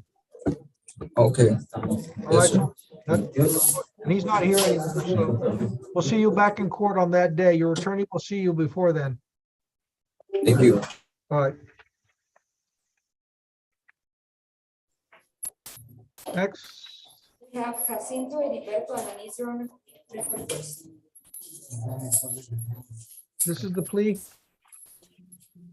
Yes, Your Honor, good afternoon. This is Ms. Brizuela for Mr. Alanis, and we do have a plea agreement in this case.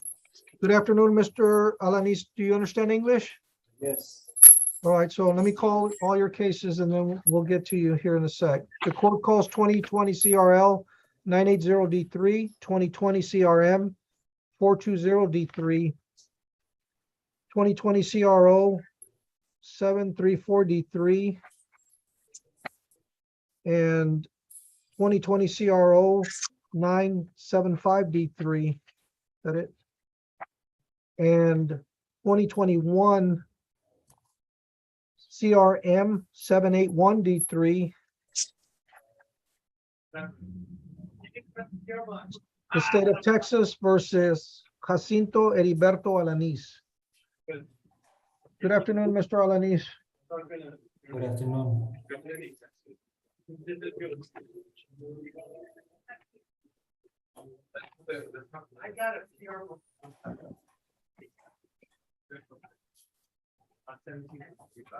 Four and five.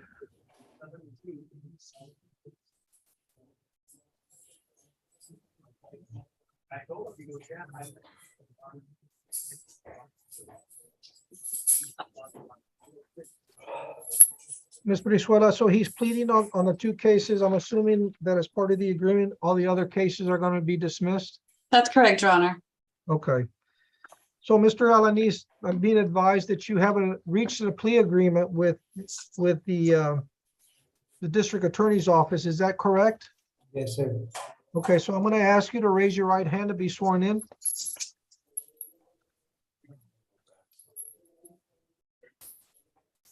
Can you, well, I know you're in handcuffs. Oh, Okay. thank you. Do you swear to tell the truth, the whole truth, and nothing but the truth, so help you God? Yes. Thank you. Thank you, sir.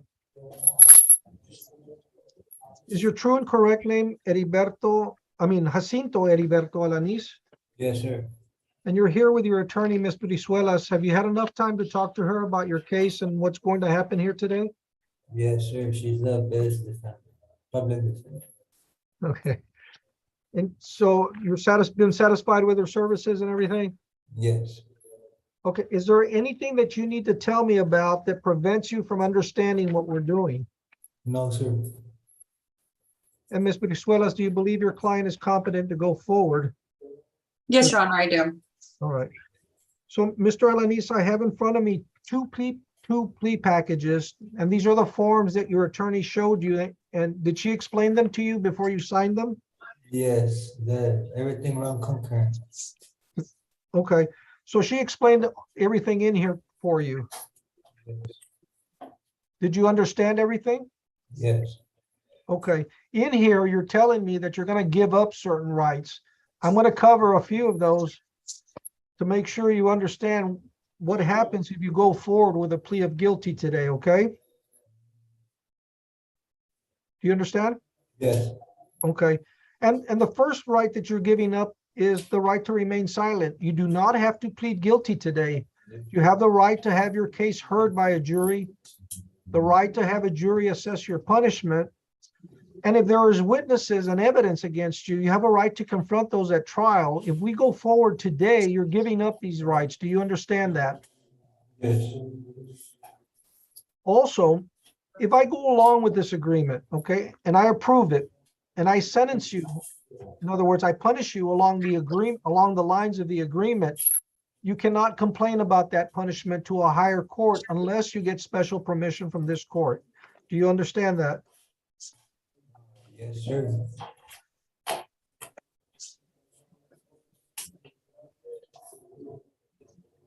I also have to warn you about the maximum punishment for a second-degree felony charge in the state of Texas and a state jail felony charge in the state of Texas.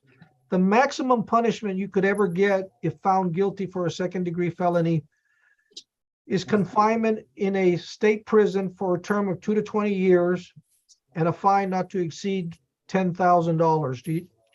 Did your attorney explain that to you? Yes, yes, sir. Okay, and the maximum punishment for a state jail felony is a term between 180 days and 2 years in a state jail.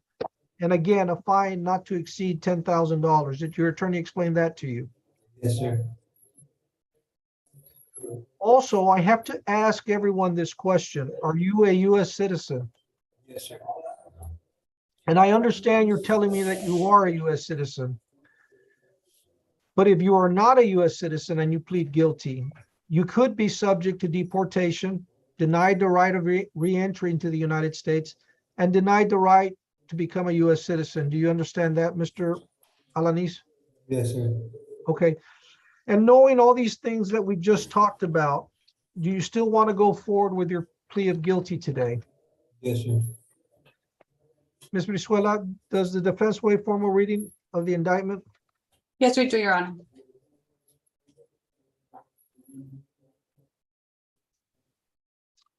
On cause number 8 ending in 980D3, are you proceeding on both counts or just count one? Both counts, Your Honor.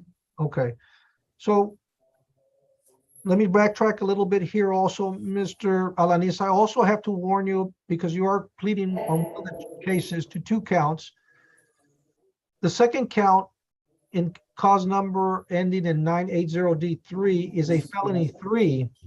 The maximum punishment for a felony 3 offense in the state of Texas is a term of confinement in a state prison between 2 to 10 years and a fine not to exceed $10,000. Do you understand that? Yes, sir. All right, so again, Ms. Brizuela, does the defense waive formal reading of the indictment? Yes, Your Honor, we do wait for more written indictment. Okay. Mr. Alanis, as to count 1 in cause number ending in 980D3, possession with intent to deliver, felony 2, how do you plead, guilty or not guilty? Plead guilty. And in that same case, possession of a prohibited substance in a correctional facility, felony 3, how do you plead, guilty or not guilty? Pues, I already guilty. Okay, I'm going through each one of them. And it's two counts on each one. Yes, Your Honor. In total, there are 4 counts, 2 of each. 2 of each. Okay, did you understand that, Mr. Alanis? Yes. Okay. And then the cause number ending in 734D3, credit card abuse, a state jail felony, how do you plead, guilty or not guilty? I plead guilty. Are you pleading guilty today freely and voluntarily? Yes, sir.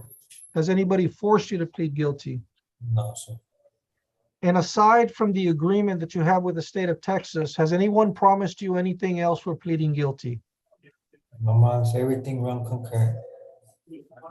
Well, yeah, I understand that that's the agreement that you reached, but aside from that agreement that you have with the district attorney's office, did someone say you need to plead guilty and we're going to give you something else or promise you anything else? I don't know. Okay. Are you pleading guilty to all these offenses because you're accepting responsibility for these offenses? Yes, sir.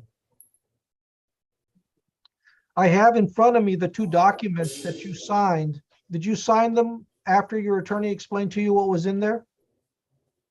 Yes. Yes, sir. Okay. Ms. Calderon, is the state offering States Exhibit 1 in cause number ending in 980D3? Yes, Your Honor. The state office state exhibit 1 and 2. No objections, Your Honor. States 1 and 2 will be admitted. And in cause number ending in 734D3, is the state offering States Exhibit 1 and 2? Yes, Your Honor. No objections. States 1 and 2 will be admitted.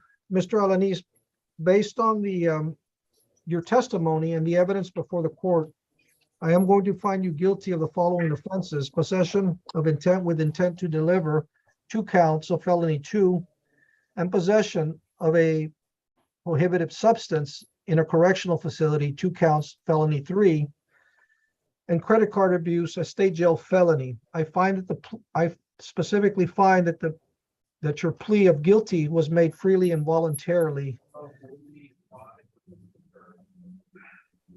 The court is also going to approve the agreement that you made with the state of Texas, Mr. Alanis, and your punishment will be as follows. You're to serve 2 years in a state prison. The court will also approve dismissal of these following cases. The case number 2020 CRM 420D3, 2021 CRM 781D3, 2020 CRD 975D3. And also note that the district attorney's office will not accept for prosecution their file number DC 20-04975, possession of a controlled substance in a correctional facility, 2 counts. And the court will also approve that this punishment will run concurrent at the same time with the other cause number 2020 CRD 734D, which is the state jail felony credit card abuse. Before we get to that one, what are the court costs and then the other fines associated with this file? On case number ending in 980, the court costs are 1,430 with $500 attorney's fees. On cause number ending in Wait, hold on, 730. we're not there yet. Okay. We'll get those later. Attorney's fees 500. Yes. Anything else? No. No, yeah, no. Your Honor, and if I may, Yes. at this time, we would like to request that any credit that my client does have be applied towards any fees and then toward his sentence, Your Honor. Yes, Mr. Alanis will be given credit for all his time served and applied also to his court costs and attorney's fees.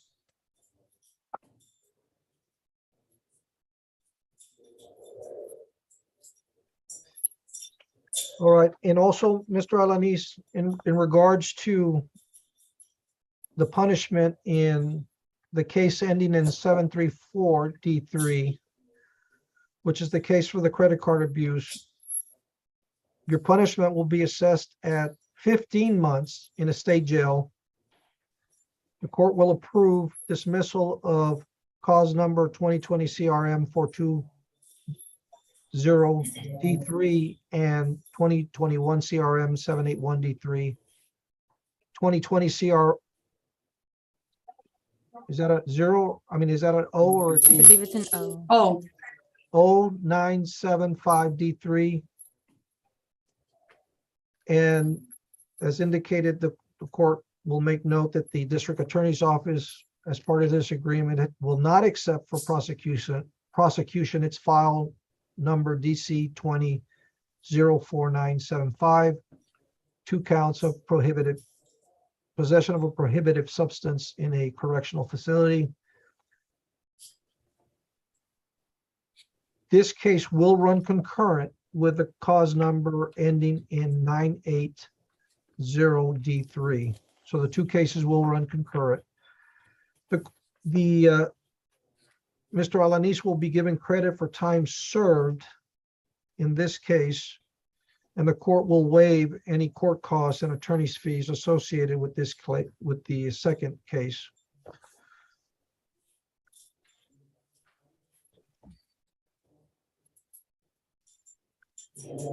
Anything further, Ms. Brizuelas? nothing further from the defense, Your Honor. Mr. Alanis, any questions about what just happened?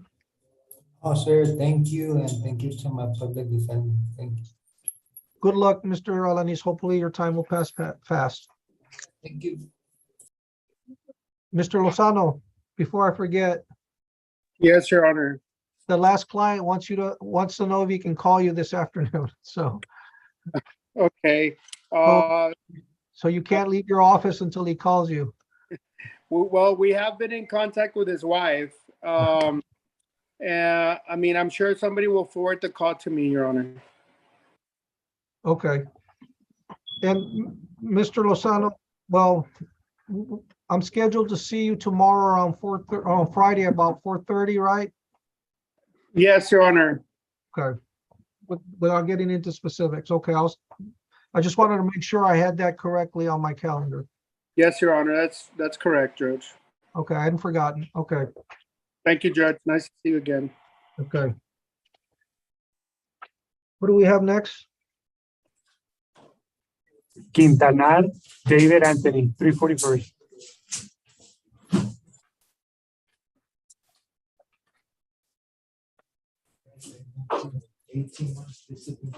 The court calls 2021 CRD 1310 D3, the state of Texas versus David Anthony Quintanar.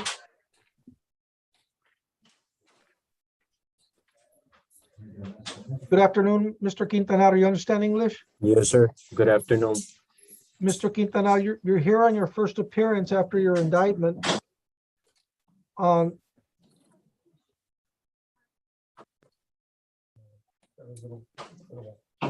two counts, or well, two charges. Is that correct? Yes, sir. So what I'm going to do is ask your attorney if he has an announcement for you regarding those charges. Mr. Nieto? Yes, Your Honor. Gabriel, on behalf of Mr. Quintanar, Mr. Quintanar pleads not guilty or waives from a reading of the indictment in the prosecutorial settings. His informal conference is October 6th at 1:30, Your Honor. October 6, 1:30, Mr. Nieto. Thank you, Your Honor. And two more matters. If I can have my client's phone number. 956-602-5303. Thank you. And last, Your Honor, my client is being held without a bond. I have here in my notes that he's currently being held on this cause number has 5 different charges.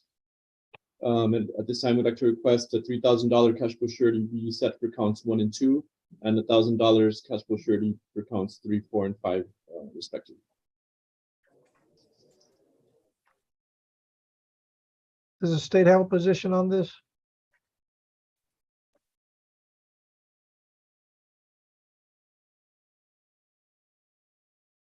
Who's here for the state, 341st?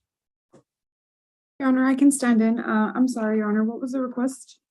He's being held on a no bond. The defense just requested 3,000 cash bail surety on the first 2 counts and 1,000 on counts 3, 4, and 5. So 6. That's a total of $9,000 cash bail surety bond for all 5 counts. And this was for Mr. Quintanar? Yes. Okay, 1 second, Your Honor. Did he go KPS or why is this? Yeah, his KPS, Yes, Your Honor. I believe he did miss his arraignment back in December 16th of 2021. Correct.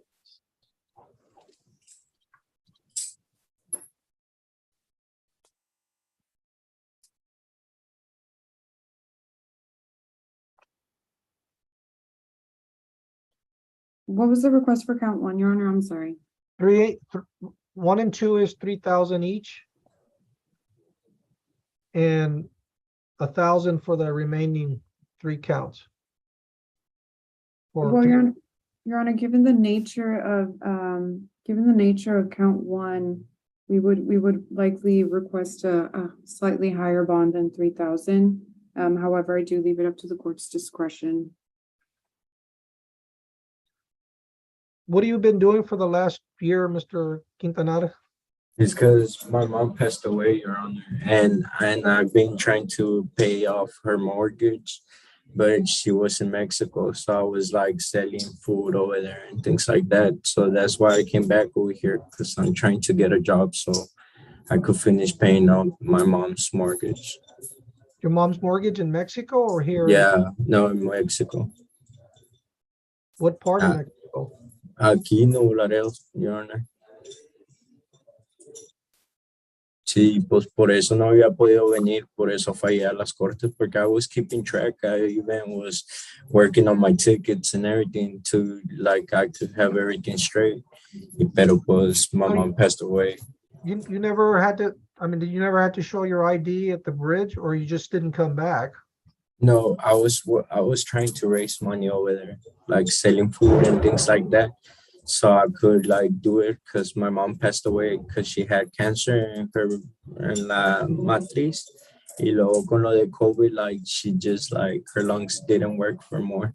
Did they stop you at the bridge or? No, I turned in myself, Your Honor. I told them that I wanted to come back because I wanted to get a job, you know. And that's why I'm here now. And I was asking if I could get like a pure bond. You went to the jail? No, I went to the bridge and I turned myself in there. I told them that I was wanted over here, that I had warrants and things like that. So I could get it out the way. But I was requesting to see if I could get the pure bond because I needed to keep paying because the payments are coming up.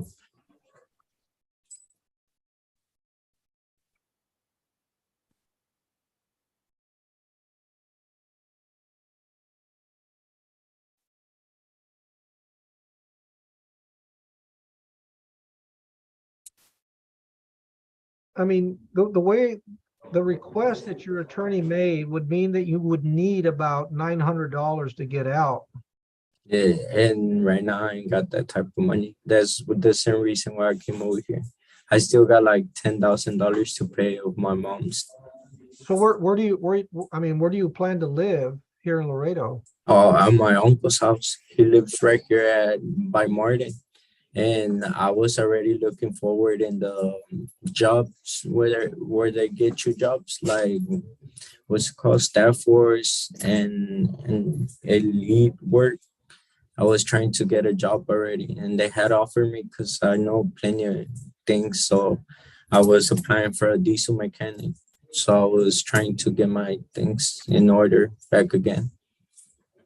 I was just asking for the pure bond so I could, you know, start paying everything I owe. Well, look, let me tell you what I'll do, Mr. Quintana. I'll kind of meet you halfway, not really, a third of the way, maybe. On counts 3, 4, and 5, I will give you a PR bond, $1,000 on each one of those. But I promise I will come to court and everything. I won't miss this time. And I'll do this. Okay. On counts 1, I'll put a 2,000 cash bill surety.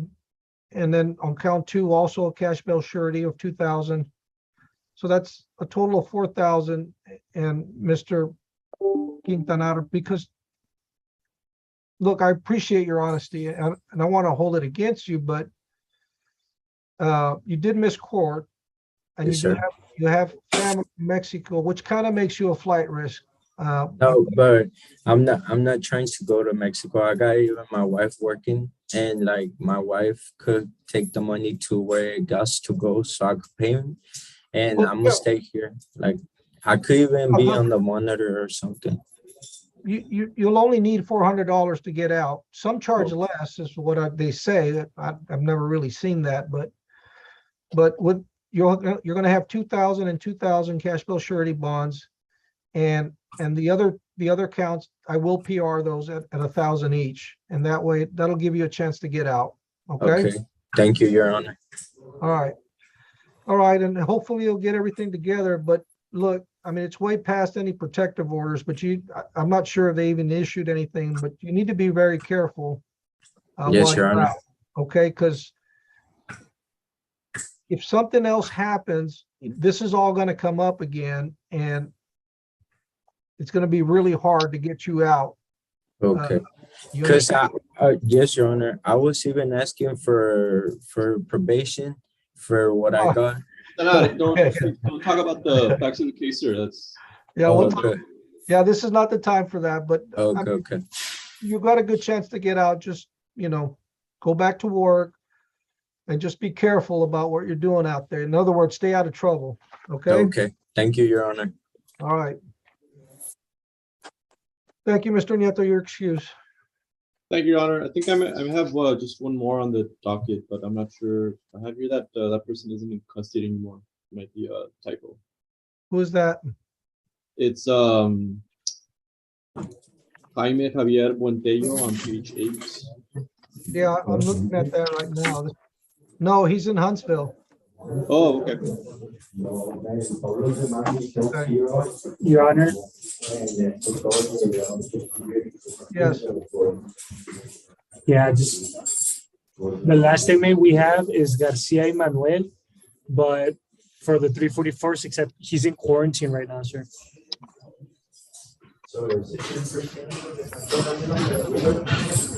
So, okay, so we're done with the 341st docket. Can you hear me?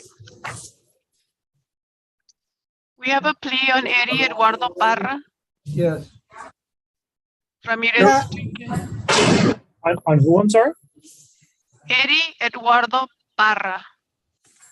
That's for the 49th. Yes. For the 341st, Your Honor, may we be excused? Yes, the 341st folks are excused. We're done with that. Thank you, Your Honor. We don't have anything for an Eddie Eduardo Parra. Well, I don't even have an Eddie Eduardo Parra. Well, I have a plea package for him. It was on an add-on docket, but we can reset it for the next week, Judge. Oh, I was gonna say, but it's not an in custody that I have tomorrow. It's a, Your Honor, it's a plea for probation. So as soon as he signs it, he gets to be released. I don't know if there's any way we can set it up for Friday. As soon as he signs it, he hasn't signed it? No, as soon as we plead him, he's already signed it. You said as soon as he signs it. Well, as soon as the judge signs the Well, it's and this is the one that's asking for deferred, right? yes. Yeah, we'll just Ramirez, can you put him on Friday? Friday? Yeah, sure. We'll make Okay. just let us know when and where. And wait a minute, Friday. At 11 o'clock on Friday. We'll send you a docket. 10-4. Will that work, Fred? Yes. Damn, Fred, we've been waiting here all afternoon for that. I know, Fred. You have. I know. That's all right. I had plenty of other work to do, right, Judge? Alma, who sent that add-on? Fernando. Way to go, Fernando. It might have been on me. I just don't have it. Okay. We're done. All righty then. Are we done with everybody? Yes, Your Honor. For the Wet County Jail, yes. If we may be excused, please. Yes, thank you. Thank you for all your Thank you, hard Your Honor. You have a good day. Emmanuel Garcia, that was quarantined? Quarantine. Okay. Yeah, and the other one was in Huntsville. He's not even here. What about the other civil? I think there was also a civil writ for Olvin Mario Alvarez. I believe that one got non-suited. Let me check. Let me make Yes, sure. I saw it was signed yesterday by Judge Hale. Yesterday. I'm going to give you back this plea for Judge Lopez. Excuse me, Your Honor. So Emmanuel Huntsville. So we're off the record, just so. Thank you, Annette. It didn't take long. thank you, Mr. Gonzalez. Thanks, everyone. Thank you, Your Honor. Honor to be here. Have a good afternoon. You too. Is Thank the you end of the again. docket? Or is that Yes. for an attorney? Everybody? No, that was for you. Thank you, Mr. Gonzalez. Thank you. Yes, thanks everyone. Yes, sir. Hey, Mr. Gonzalez, I wanted to tell you. Oh, shoot, he left.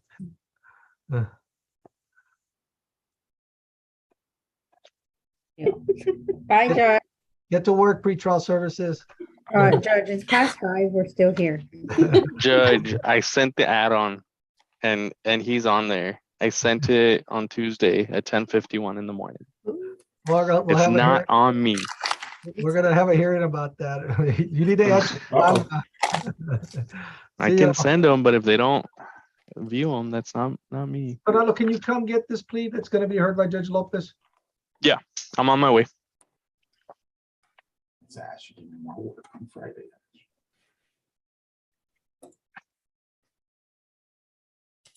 Just Uh,